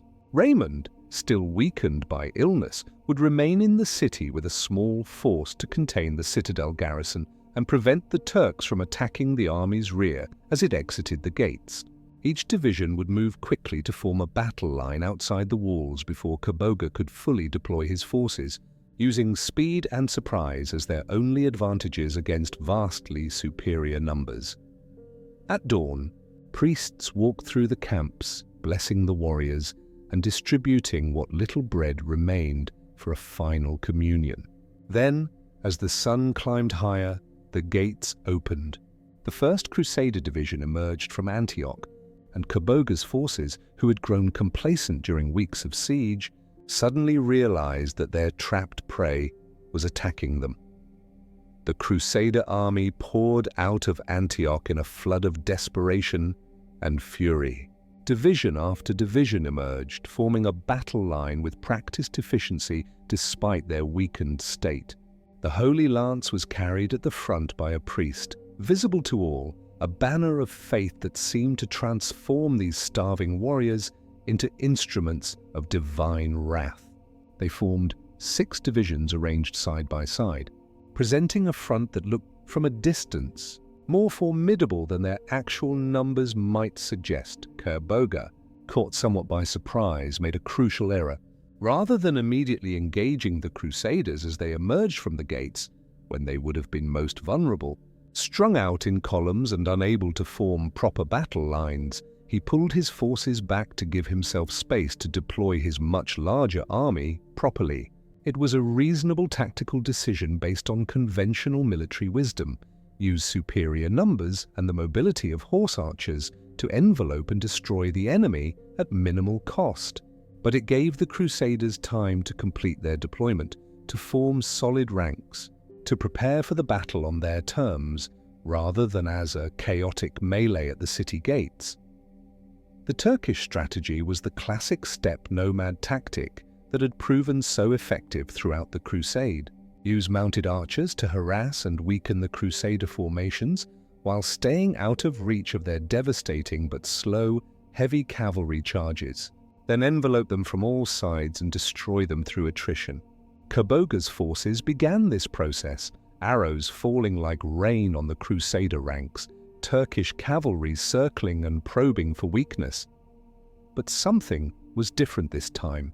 The Crusaders did not behave as they had in previous battles. Instead of becoming frustrated and breaking formation to chase the elusive Turkish horse archers, they maintained discipline with almost inhuman determination.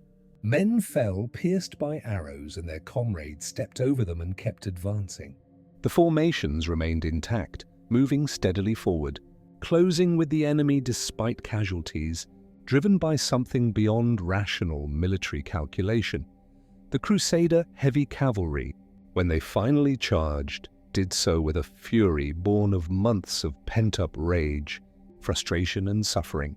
These were men who had endured hell, who had watched friends die of starvation, who had been reduced to eating grass and leather, who had nothing left to lose and everything to prove. When they crashed into Turkish positions, the impact was devastating. Horses and armored knights moving at full gallop, driven by fanatical determination, broke through Turkish lines that had expected to easily evade such charges. Kaboga's coalition army, for all its numerical superiority, revealed a fatal weakness. It was not truly unified, but rather a collection of emirs and princes from different regions, each commanding his own forces, each with his own priorities and grievances. When the Crusader charge broke through the first Turkish lines with unexpected success, panic began to spread. One contingent wavered, then broke. Others, seeing their allies flee, decided to protect their own forces rather than risk destruction for a coalition that was falling apart. The rout began slowly, almost imperceptibly, then accelerated with stunning speed. Within hours, Kaboga's vast army was fleeing across the plains, pursued by Crusader cavalry who could scarcely believe what was happening.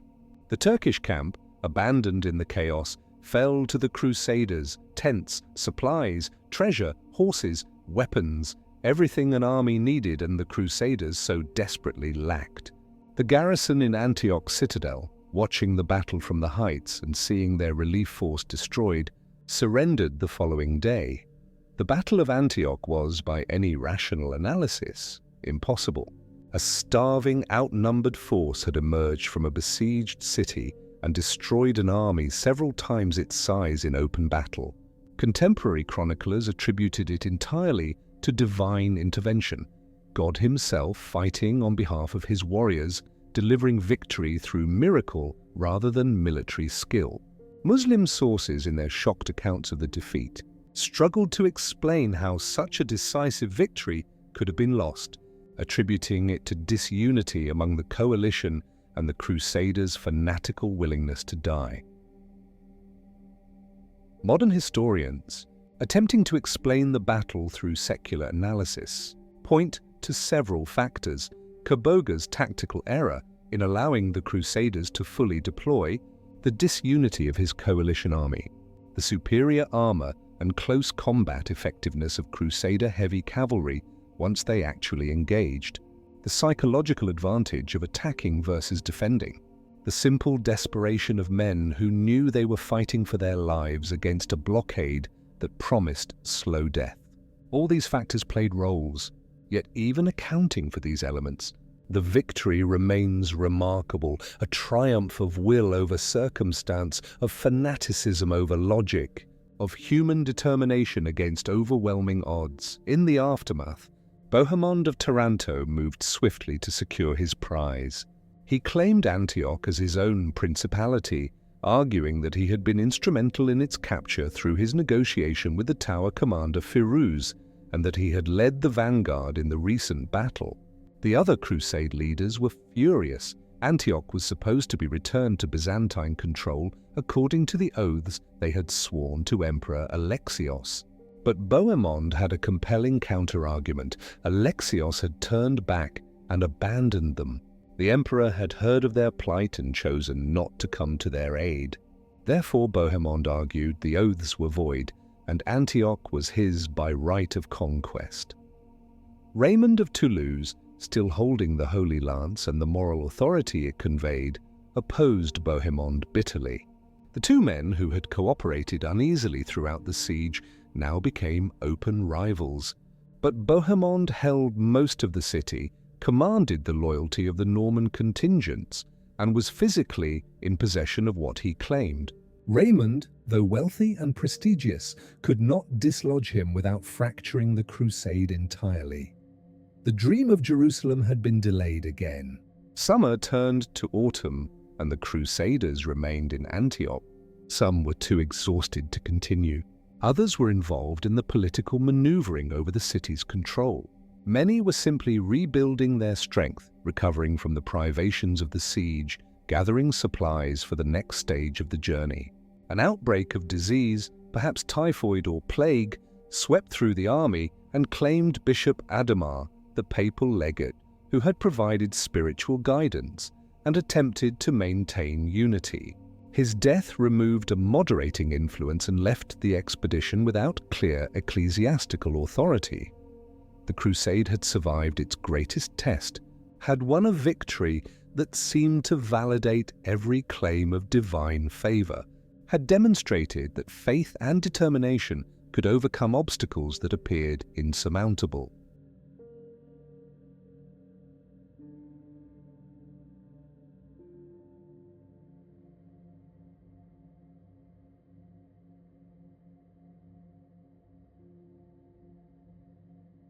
The Crusader army that finally departed Antioch in January 1099 was a shadow of the force that had arrived there 15 months earlier, yet in some ways it was stronger, leaner, harder, stripped of illusions and tempered by trials that had killed the weak and driven away the wavering.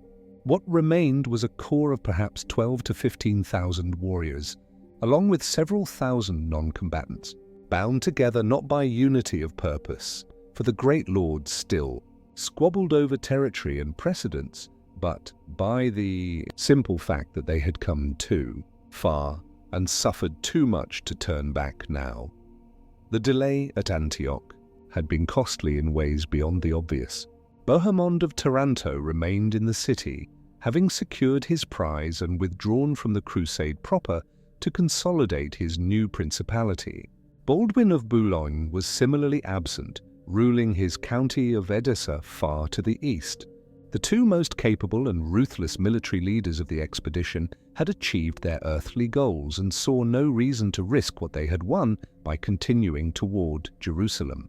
The army that marched south was led by Godfrey of Bouillon, Raymond of Toulouse, Robert of Normandy, and Robert of Flanders, capable commanders all, but without Bohemond's tactical genius or Baldwin's political cunning. Yet the departure itself represented a kind of rebirth. For months, the crusade had been mired in political disputes over Antioch's control, in sickness that had claimed thousands, including Bishop Adhemar, in simple exhaustion that made further movement seem impossible. But as 1098 turned to 1099, pressure built from an unexpected source.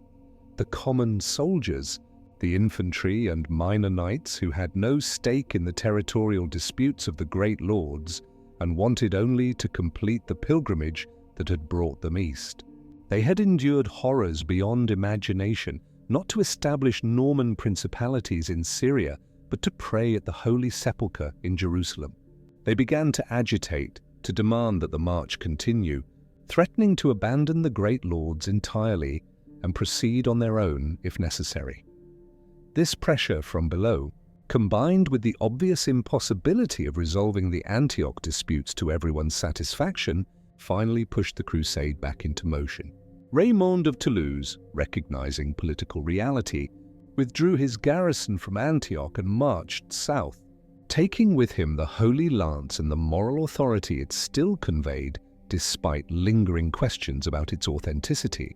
The other lords, unwilling to be seen as less committed to the sacred mission than Raymond, followed. By late January 1099, the crusade was on the move again. The march south through Syria and into Palestine revealed a transformed political landscape. The victory at Antioch had shattered the myth of crusader vulnerability. Muslim emirs and local rulers, watching this foreign army that had destroyed every force sent against it, that had survived sieges and starvation and emerged stronger, now sought accommodation rather than confrontation. Some offered tribute, others provided supplies and guides. A few even proposed military alliances seeking to use the Crusaders as weapons against their own Muslim rivals in the complex politics of the fractured Islamic world. The Crusaders, for their part, had learned cunning along with courage. They accepted tribute from cities that offered it, bypassed strong fortifications that would require costly sieges, and moved with a speed that suggested they had finally grasped the strategic principle that had eluded them earlier. Momentum was everything. Stop to besiege every city and they would be trapped in Syria forever. Keep moving, and they could reach Jerusalem before effective opposition could organize. Yet the march was not without its trials. The coastal route they followed, hugging the Mediterranean shore, took them through territories controlled by various Muslim factions, and they faced constant harassment from local forces. Small-scale skirmishes erupted daily. Foraging parties were ambushed. Stragglers were cut off and killed. The army bled strength in these countless minor engagements, each individually insignificant but collectively reducing their numbers and sapping their strength. Water and supplies, those eternal concerns of any army on campaign, remained problematic. The coastal plain offered more resources than the Anatolian interior had, But feeding 15,000 people and their animals on the march required constant foraging that took warriors away from the main column and exposed them to danger. The Crusaders had learned to move quickly, but quick movement meant they could not thoroughly strip each region of supplies before moving on, necessitating increasingly wide-ranging foraging expeditions. In late February, the army besieged the coastal fortress of Arca, a decision driven more by Raymond of Toulouse's political ambitions than military necessity. Raymond hoped to capture Arca as Bohemond had captured Antioch, to secure his own principality and establish himself as an equal to the other Crusader lords who had carved out domains. But Arca proved surprisingly resilient, and the siege dragged on for weeks, then months, echoing the nightmare of Antioch and threatening to bog down the crusade once again. Tensions exploded within the Crusader leadership. The common soldiers and minor lords grew restless, seeing the Jerusalem pilgrimage delayed yet again by the territorial ambitions of the great princes. Peter Bartholomew, the peasant visionary who had found the Holy Lance, announced new visions demanding that the crusade move on immediately. But his credibility, always questionable, had been eroded by months of increasingly grandiose claims. When challenged to prove the lance's authenticity through ordeal by fire, walking through flames while holding the relic, Peter accepted, perhaps trapped by his own claims, unable to refuse without admitting fraud. On Good Friday, April 8, 1099, Peter Bartholomew walked through a corridor of burning logs while holding the Holy Lance. He emerged from the flames, burned and injured whether he had actually carried the lance through the entire ordeal or had tried to turn back was disputed by witnesses whose accounts contradicted each other in ways that suggested each saw what they wanted to see. Peter died of his injuries 12 days later, and with his death, the Holy Lance lost much of its aura, though Raymond of Toulouse continued to preserve it and claim its authenticity. The failure at Arca and the death of Peter Bartholomew forced a reckoning. In May, the Crusader lords convened and made the decision that should have been made months earlier. Abandon the siege of Arca, abandon the disputes over Syrian territory, and march directly toward Jerusalem with all possible speed. The sacred mission had been delayed too long by earthly ambitions. It was time to finish what they had started. The army departed Arca in mid-May 1099 and marched south with renewed purpose. They passed through territories that offered only token resistance. The Crusaders' reputation now preceded them, and few local rulers were willing to risk destruction fighting an army that seemed protected by fortune, if not actually by God. The coastal cities of Tripoli, Beirut and Sidon allowed them to pass unmolested in exchange for promises not to attack. Tyre and Acre, stronger fortifications, were bypassed entirely. As they moved into Palestine proper, approaching the territories directly surrounding Jerusalem, they entered lands controlled by the Fatimid Caliphate of Egypt. The Fatimids had actually recaptured Jerusalem from the Seljuk Turks only months earlier, in August 1098, and now ruled the Holy City. Fatimid ambassadors met the Crusaders near Caesarea, offering safe passage for small groups of pilgrims to visit Jerusalem's holy sites, but demanding the army turn back. The offer was refused with barely concealed contempt. The Crusaders had not marched 3,000 miles and lost tens of thousands of their number to meekly accept permission to visit as individual pilgrims. They would enter Jerusalem as conquerors or die in the attempt. By early June, as summer's heat began to build, the Crusader army passed through the Judean hills, ascending from the coastal plain into the rocky highlands that surrounded Jerusalem. Scouts reported that the Holy City was visible from the heights ahead. On June 7, 1099, almost exactly 4 years after Pope Urban II's speech at Clermont, the Crusaders crested a ridge and saw, spread before them in the golden light of late afternoon, the city that had been their goal from the beginning, Jerusalem, the Holy City, the place where Christ had walked and preached and died and risen, the center of the Christian world. the destination that had seemed impossibly distant when they departed Europe, and at times during their trials had seemed it would remain forever beyond reach. Men fell to their knees weeping. Prayers and hymns erupted spontaneously from thousands of throats. Knights who had shown no emotion through years of horror broke down at the sight of those walls. This was why they had come. This was what justified every sacrifice, every hardship, every compromise with conscience. Jerusalem lay before them, tantalizingly close, yet still defended by strong walls and a garrison determined to hold it. The final test awaited. Everything that had come before, Dorylaeum, the Anatolian crossing, Antioch's siege, and miraculous relief, had been preparation for this moment. The crusade had reached its destination. Now it had to prove worthy of the prize that shimmered before them in the harsh Palestinian sun like a vision, like a promise, like a city that existed simultaneously in the world and in dreams, where the sacred and profane would soon meet in violence that would stain those ancient stones with fresh blood and create wounds that would never fully heal.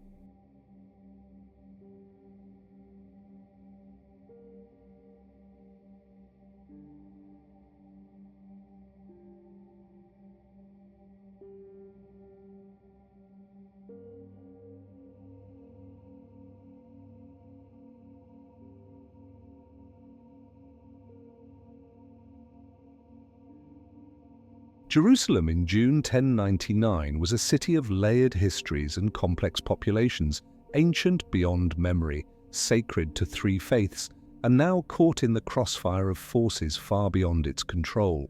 The city had changed hands between Muslim powers repeatedly in recent decades. Seljuk Turks had held it until the Fatimids of Egypt recaptured it less than a year earlier. The Fatimid governor, Iftikhar ad-Dawla, was a capable military commander who had been given months to prepare for the Crusader arrival that everyone knew was coming. Iftikhar had used his time well. He strengthened the already formidable walls, stockpiled supplies sufficient for a long siege, and made a calculated but brutal decision. He expelled Jerusalem's Christian population, fearing they would serve as a fifth column when the Crusaders arrived. Thousands of Greek and Armenian Christians, whose families had lived in Jerusalem for generations, were forced into exile, sent out through the gates with whatever possessions they could carry, their protests and prayers ignored. Only enough Christians remained to maintain the holy sites, a skeleton crew of priests and monks whose presence was deemed necessary for the city's spiritual economy, but who could be easily controlled or eliminated if they proved troublesome. The Crusader army that appeared before Jerusalem's walls on June 7th numbered perhaps 15,000 fighters and several thousand non-combatants, a substantial force, but far smaller than the host that had departed Constantinople 2 years earlier and barely adequate for besieging a well-fortified city. The Crusaders established camps around the northern and western sides of the city. Unable to fully encircle it, the eastern wall faced a steep drop into the Kidron Valley, making assault from that direction nearly impossible, and they lacked the numbers to seal every approach. The initial assault, launched on June 13th in a flush of overconfidence, failed completely. The Crusaders tried to take the walls by escalade, using simple ladders in a frontal assault that demonstrated remarkable courage and equally remarkable lack of preparation. Defenders on the walls rained down arrows, stones, and boiling oil. The attackers were driven back with significant casualties, and the Crusaders realized with sinking hearts that Jerusalem, for all its spiritual significance, was a practical military problem that would not yield to faith alone. The siege settled into a desperate race against time, and time was emphatically not on the Crusaders' side. They were besieging a well-supplied city while they themselves had minimal supplies, no secure source of water, and no prospect of resupply. The summer heat was building. June in Palestine brings temperatures that routinely exceed 90 degrees Fahrenheit, and the sun beats down with an intensity that European bodies, evolved for northern climates, struggle to endure. The Crusaders wore armor designed for temperate regions, and many suffered heat exhaustion within hours of donning their equipment. Water became the obsession that dominated every waking moment, just as it had during the Anatolian crossing. Jerusalem's location atop a rocky plateau meant few natural water sources. The closest springs and wells were outside the city, and Iftikhar had either poisoned or fortified them. Crusader foraging parties that attempted to reach water sources found themselves ambushed by sallies from the city garrison or by Muslim forces operating in the surrounding countryside. Men died of thirst within sight of Jerusalem's walls, their bodies left to rot in the burning sun as grim warnings to others. The psychological toll of being so close to their goal, yet unable to reach it, was devastating. They had marched 3,000 miles. They could see the city they had come to liberate. Yet those final few hundred yards of stone wall might as well have been an ocean for all their ability to cross them. Frustration mounted. Some crusaders, driven mad by heat and thirst and proximity to salvation they could not grasp, attempted individual assaults on the walls, running forward with ladders or trying to undermine the fortifications, only to be killed by defenders who watched these futile sacrifices with contempt. Yet the Crusaders had learned something from their previous sieges, particularly the long ordeal at Antioch. They understood now that taking a fortified city required more than courage. It required siege equipment, specifically siege towers tall enough to overlook the walls and allow warriors to fight their way onto the battlements. The problem was constructing such equipment in a landscape almost completely devoid of timber. The Judean hills had been stripped of trees by centuries of habitation. There was no wood for siege towers, no lumber for catapults, nothing with which to build the engines of war that alone could give them a chance of success. Salvation arrived improbably from the coast. In mid-June, a small fleet of Genoese and English ships arrived at Jaffa, the coastal port 40 miles from Jerusalem. These vessels had been escorting Genoese merchants and Crusader pilgrims, and their arrival was fortuitous beyond measure.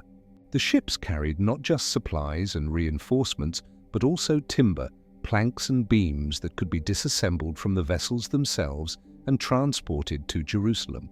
Fatimid forces attempted to intercept this supply convoy, but Crusader forces escorted it successfully through the hills to the siege camps, and suddenly the Crusaders had material for siege engines. The construction began immediately. Under the direction of engineers, skilled craftsmen whose expertise made them as valuable as any knight, the Crusaders built 2 massive siege towers, wooden structures on wheels that could be pushed up to the city walls, their tops level with or higher than the battlements, allowing warriors to fight across onto the walls and establish footholds. They also constructed catapults and mangonels, stone-throwing engines that could bombard the walls and suppress defenders. The work proceeded around the clock, men laboring in shifts, driven by the knowledge that a Fatimid relief army was gathering in Egypt and would arrive within weeks. Water remained the critical constraint. Warriors working on the siege engines in the brutal heat required enormous amounts of water that simply did not exist in quantities needed. Supply convoys made the dangerous journey to distant springs, returning with water that was rationed so severely that men received barely enough to survive, let alone work effectively. The Crusaders learned to work primarily at night when temperatures dropped, resting in whatever shade they could find during the day.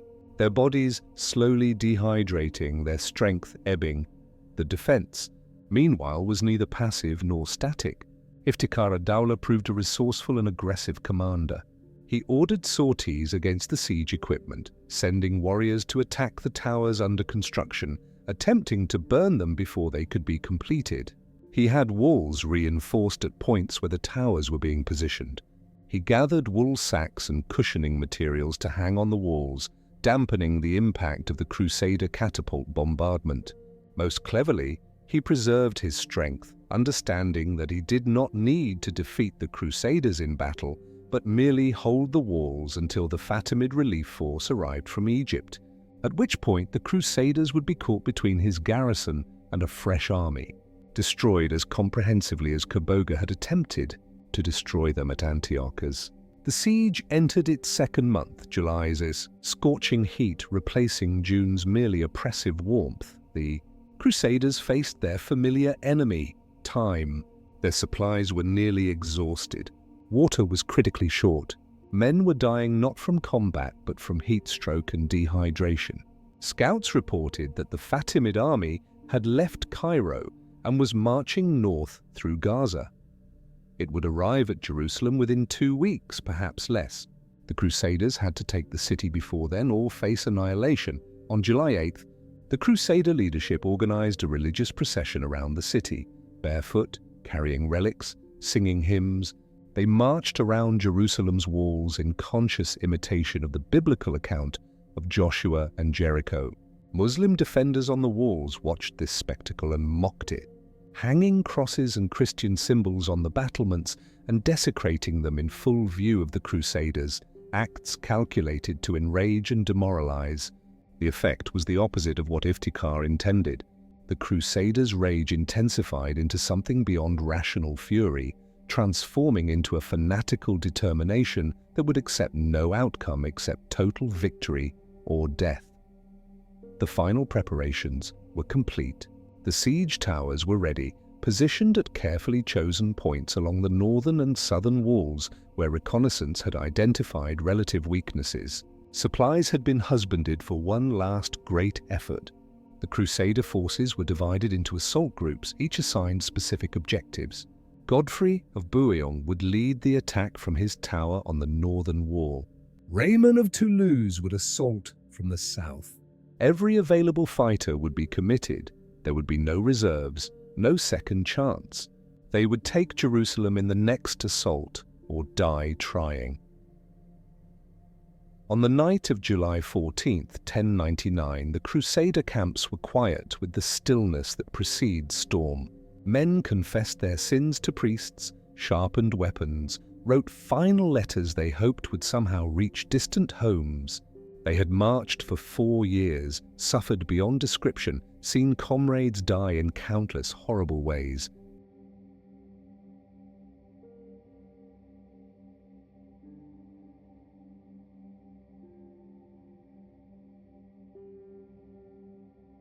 The assault began at dawn on July 15, 1099, as the first light touched the ancient stones of Jerusalem's walls, and with it came a fury that had been building for 4 years, compressed into the bodies and souls of warriors who had crossed continents and endured unimaginable suffering for this single moment.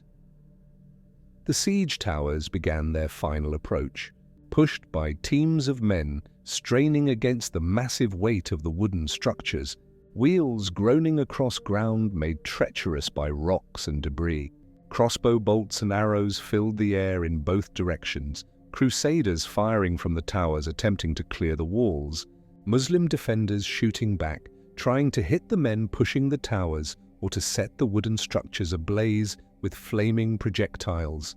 The sound was overwhelming, the creak and crash of catapults, the screams of wounded men, the shouts of commanders trying to maintain coordination, the prayers and battle cries in multiple languages creating a cacophony that seemed to embody the chaos of war itself.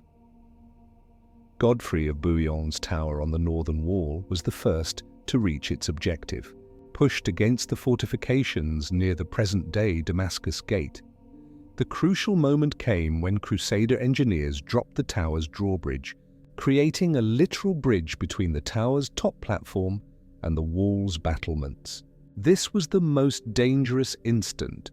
The narrow span of the drawbridge created a funnel that channeled attacking Crusaders into a killing zone where Muslim defenders could concentrate their resistance. The first Crusaders across were cut down immediately, their bodies falling to the ground below or slumping on the drawbridge, creating obstacles for those following. But the Crusaders kept coming, driven by desperation and religious fervor that made death in battle seem preferable to the slow destruction that awaited if they failed. Wave after wave of warriors fought their way across the drawbridge, and gradually, through sheer persistence and the willingness to accept horrific casualties, they established a foothold on the wall. Godfrey himself was among the first across, leading from the front in a display of personal courage that rallied his forces even as it risked the entire northern assault. If he had fallen, the attack there might have collapsed. Once Crusaders held a section of the wall, the dynamics shifted decisively. They could now attack along the battlements, rolling up the defense from the inside, while more Crusaders climbed up from the towers or from ladders that were now placed against walls no longer adequately defended. Groups of warriors fought their way to gates and opened them from within, allowing masses of Crusader infantry that had been waiting outside to pour into the city. By mid-morning, Crusader forces had breached the northern defenses in multiple locations, and the battle for the walls was effectively over.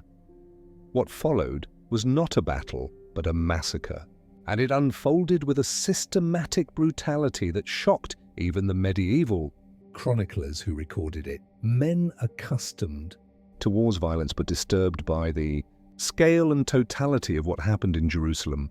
On that July afternoon, the Crusaders, driven by 4 years of accumulated rage, fear, and religious fanaticism, killed indiscriminately. Muslim defenders who threw down their weapons and attempted to surrender were cut down. Civilians who had taken refuge in mosques and homes were dragged out and slaughtered. The killing was not the hot-blooded fury of combat, but something colder and more systematic, an attempt to purge the city of its Muslim population through wholesale extermination. Chronicles speak of blood running through the streets ankle-deep, of bodies piled in houses and mosques, of slaughter so extensive that Crusaders had to walk over corpses to move through certain quarters of the city. The Al-Aqsa Mosque, one of Islam's holiest sites, became a particular scene of horror. Thousands of Muslims had taken refuge there, hoping the sanctity of the place would protect them or that they could mount a final defense from its defensible position. The Crusaders stormed it and killed everyone inside. The accounts speak of 10,000 dead, a number surely inflated but indicating massive casualties. The Dome of the Rock, that magnificent structure with its golden dome visible for miles, was stripped of its decorations and converted temporarily into a Christian church. The city's Jewish population, which had remained in Jerusalem under Muslim rule, fared no better. Crusaders herded Jews into their synagogues and set them ablaze, burning the buildings with people trapped inside. The Jewish community of Jerusalem, which had maintained continuous presence for centuries, was effectively destroyed in a single day. Those not killed were sold into slavery or fled if they could manage it. By nightfall on July 15th, the killing had subsided not from mercy or moral reconsideration, but from simple exhaustion. The Crusaders had been fighting and killing for 12 hours straight. Jerusalem was theirs, purchased with the blood of thousands, both the blood they had shed during the siege and the years of campaigning, and the blood they had spilled once inside the walls. Blood that literally stained the stones of the city, sacred to 3 faiths. Governor Iftikhar ad-Dawla, who had defended Jerusalem with skill and determination, managed to negotiate his own survival and that of a small group of his personal guard. Raymond of Toulouse, occupying positions near the Tower of David, accepted their surrender and safe passage in exchange for the tower's keys. They were escorted from the city among the few Muslims to survive the day intact. In the days that followed, the practical matters of occupation began. The city had to be secured, the dead disposed of or left to rot in piles that created health hazards, and the governance established. But first, the Crusaders performed the act that had been their stated purpose all along. They made pilgrimage to the Church of the Holy Sepulchre, the site built over the traditional location of Christ's crucifixion and tomb. The image of these warriors, their hands still stained with blood, many still wearing armor splashed with gore from the day's killing. Weeping as they prayed at Christianity's holiest site captures the profound contradiction at the heart of the crusade. They had committed atrocities that would be condemned by any moral standard. They had violated every principle of mercy and restraint. Yet in their own minds, in their own understanding of faith and divine will, they had performed a sacred act. They had liberated the holy city, restored Christian control over the places where Christ had walked, achieved the goal that Pope Urban II had set 4 years earlier. The Crusaders genuinely believed they had done God's work. The Jews and Muslims they had slaughtered were, in Crusader understanding, enemies of Christ who had polluted sacred ground with their presence. The violence was not seen as contradicting their religious mission, but as essential to its completion, a cleansing, a purification, an act of holy vengeance for centuries of Christian humiliation. That this understanding was horrifying, that it represented a fundamental perversion of Christian teaching about mercy and peace, did not occur to them, or occurred only to a few voices that were drowned out by the celebrations of victory. The news of Jerusalem's fall spread across the Christian world with remarkable speed. In Europe, bells rang in celebration. Te Deums were sung in churches from England to Sicily. Pope Urban II, who had launched the crusade, had died 2 weeks earlier, never learning that his great project had succeeded. But his successors praised God for delivering Jerusalem to Christian warriors, and the Crusaders who had accomplished this feat were celebrated as heroes, their sins washed away by their sacred service. In the Muslim world, the reaction was shock, rage, and shame. Jerusalem, third holiest city in Islam, had fallen to foreign invaders who had massacred its population with systematic brutality. The Fatimid relief army marching north from Egypt turned back upon hearing the news. There was no point in engaging an enemy now entrenched in Jerusalem's fortifications. The defeat raised profound questions about why God had allowed such a catastrophe, about Muslim disunity, about the costs of the political fragmentation that had prevented effective resistance to the Crusader invasion. The First Crusade had achieved its objective. Jerusalem was in Christian hands. A Latin kingdom would be established, lasting nearly a century before falling to Saladin's forces in 1187. But the victory of July 15, 1099, came with a cost that extended far beyond the casualty counts. It established patterns of violence and religious hatred that would echo through centuries. It demonstrated that faith could motivate extraordinary courage and extraordinary cruelty with equal effectiveness. It created wounds that would never fully heal, memories that would be preserved in both Christian and Muslim traditions, interpreted very differently but equally powerful in their capacity to inspire, to justify, to explain the world and humanity's place in it. As the sun set on July 15, 1099, Jerusalem lay silent except for the groans of the dying and the prayers of the victors.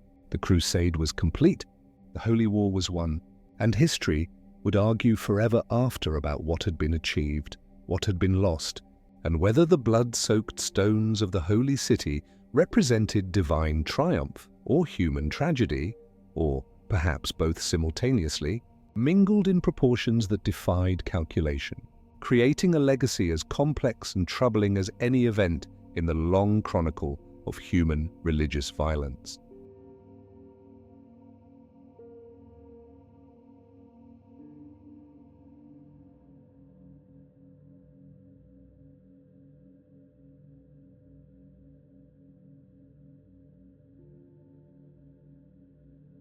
The celebration in Jerusalem lasted barely a week before reality intruded with news that forced the Crusaders to confront one final trial.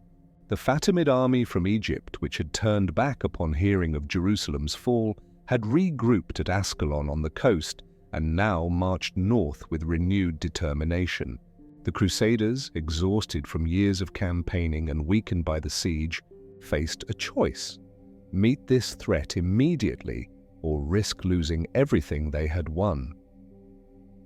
The Fatimid force was substantial, perhaps 20,000 warriors under the command of Al-Afdal, the vizier of Egypt himself. They were fresh, well supplied, and motivated by rage at Jerusalem's loss and the massacre of its Muslim population.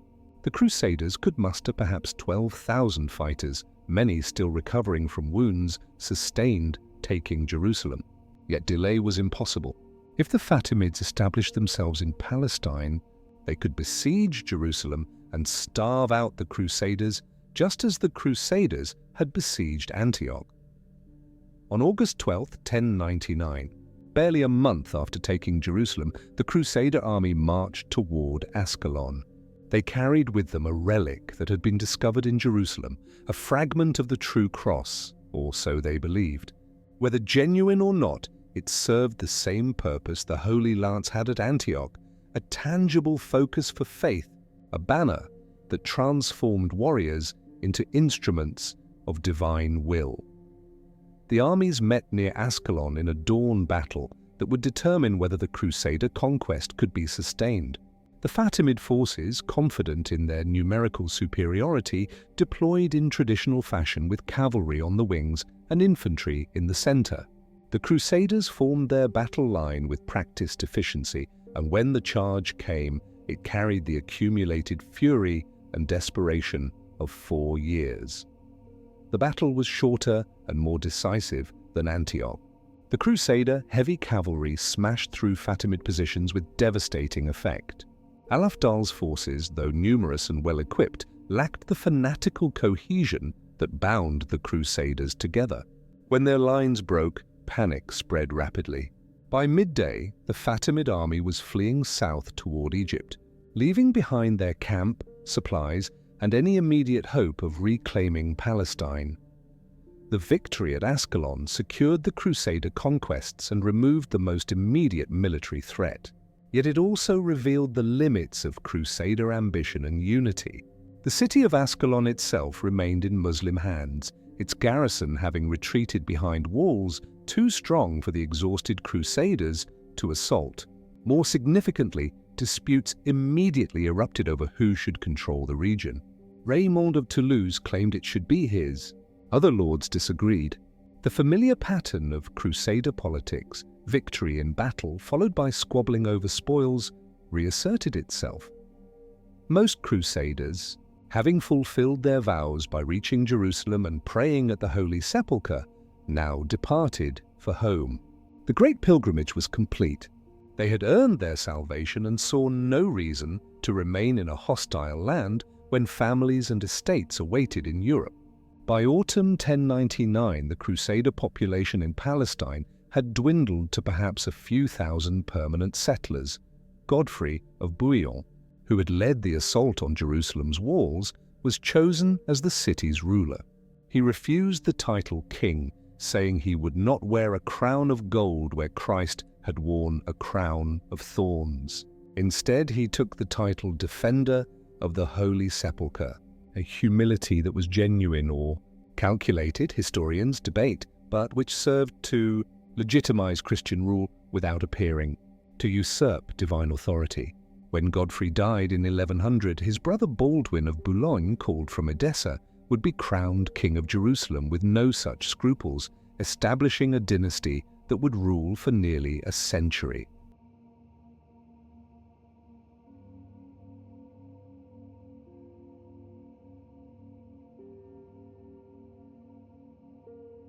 The First Crusade ended not with a single dramatic moment, but with a slow transformation as pilgrimage became occupation, as warriors became settlers, as holy war calcified into the structures of governance and defense that would define the Crusader states for generations. The Kingdom of Jerusalem and its associated territories, the County of Edessa, the Principality of Antioch, the County of Tripoli, represented an unprecedented phenomenon. European colonies established through religious warfare, sustained by a steady trickle of pilgrims and settlers, defended by military orders of warrior monks like the Knights Templar and Hospitaller, who embodied the fusion of monasticism and warfare that the Crusade had normalized. Yet these states were always fragile. islands of Latin Christianity in a Muslim sea, dependent on supplies and reinforcements from Europe, vulnerable to the reality that they had been established through conquest and massacre and were surrounded by populations that remembered. When Saladin unified Muslim Syria and Egypt in the 1170s and 1180s, the mathematical inevitability reasserted itself. In 1187, at the Battle of Hattin, he destroyed a Crusader army and recaptured Jerusalem. The city that had been taken with such bloodshed in 1099 fell again, though this time Saladin's conquest was notably more merciful than the Crusaders had been, a contrast that Islamic sources emphasized and that Christian chroniclers struggled to explain. The Crusades would continue for 2 more centuries. 7 more major expeditions and countless smaller ones would attempt to reclaim or defend Christian territory in the Holy Land. But the unique combination of circumstances that made the First Crusade possible, Byzantine weakness, Muslim disunity, European religious fervor, never fully aligned again. Subsequent crusades achieved temporary successes but could not replicate the transformative impact of the first.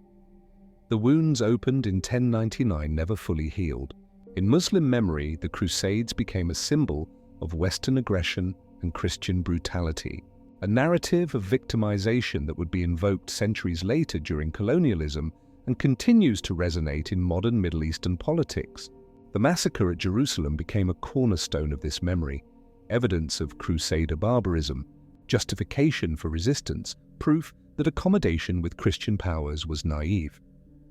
In Christian tradition, the First Crusade was celebrated as a glorious achievement, proof that faith could move not just mountains but armies, that God favored those who fought in His name. The Crusaders became heroes of romance and legend, their actual brutality sanitized into chivalric virtue. For centuries, the Crusade served as a model for religiously motivated warfare, its success cited to justify subsequent holy wars that grew increasingly divorced from any defensive purpose. Modern historians struggle with the Crusade's legacy because it resists simple moral categorization. It was simultaneously a remarkable logistical and military achievement and a catastrophe of religious violence. It demonstrated extraordinary human courage and equally extraordinary human cruelty. It established principles of international religious warfare that would poison relations between Christianity and Islam for centuries while also creating cultural exchanges and economic connections that enriched both civilizations. Perhaps the most lasting legacy is the demonstration that faith, that most personal and interior human experience, could be mobilized for mass political and military action with devastating effectiveness. The Crusades proved that ideology, religious or otherwise, could move populations, sustain armies through unimaginable hardship, and justify atrocities that would be unthinkable without its sanction.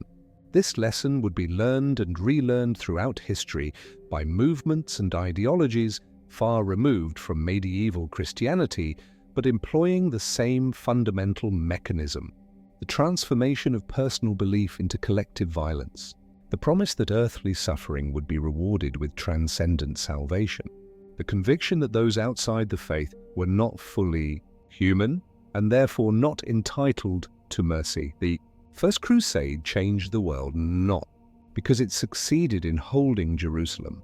That conquest lasted less than a century, but because it demonstrated possibilities and established patterns that would echo through history.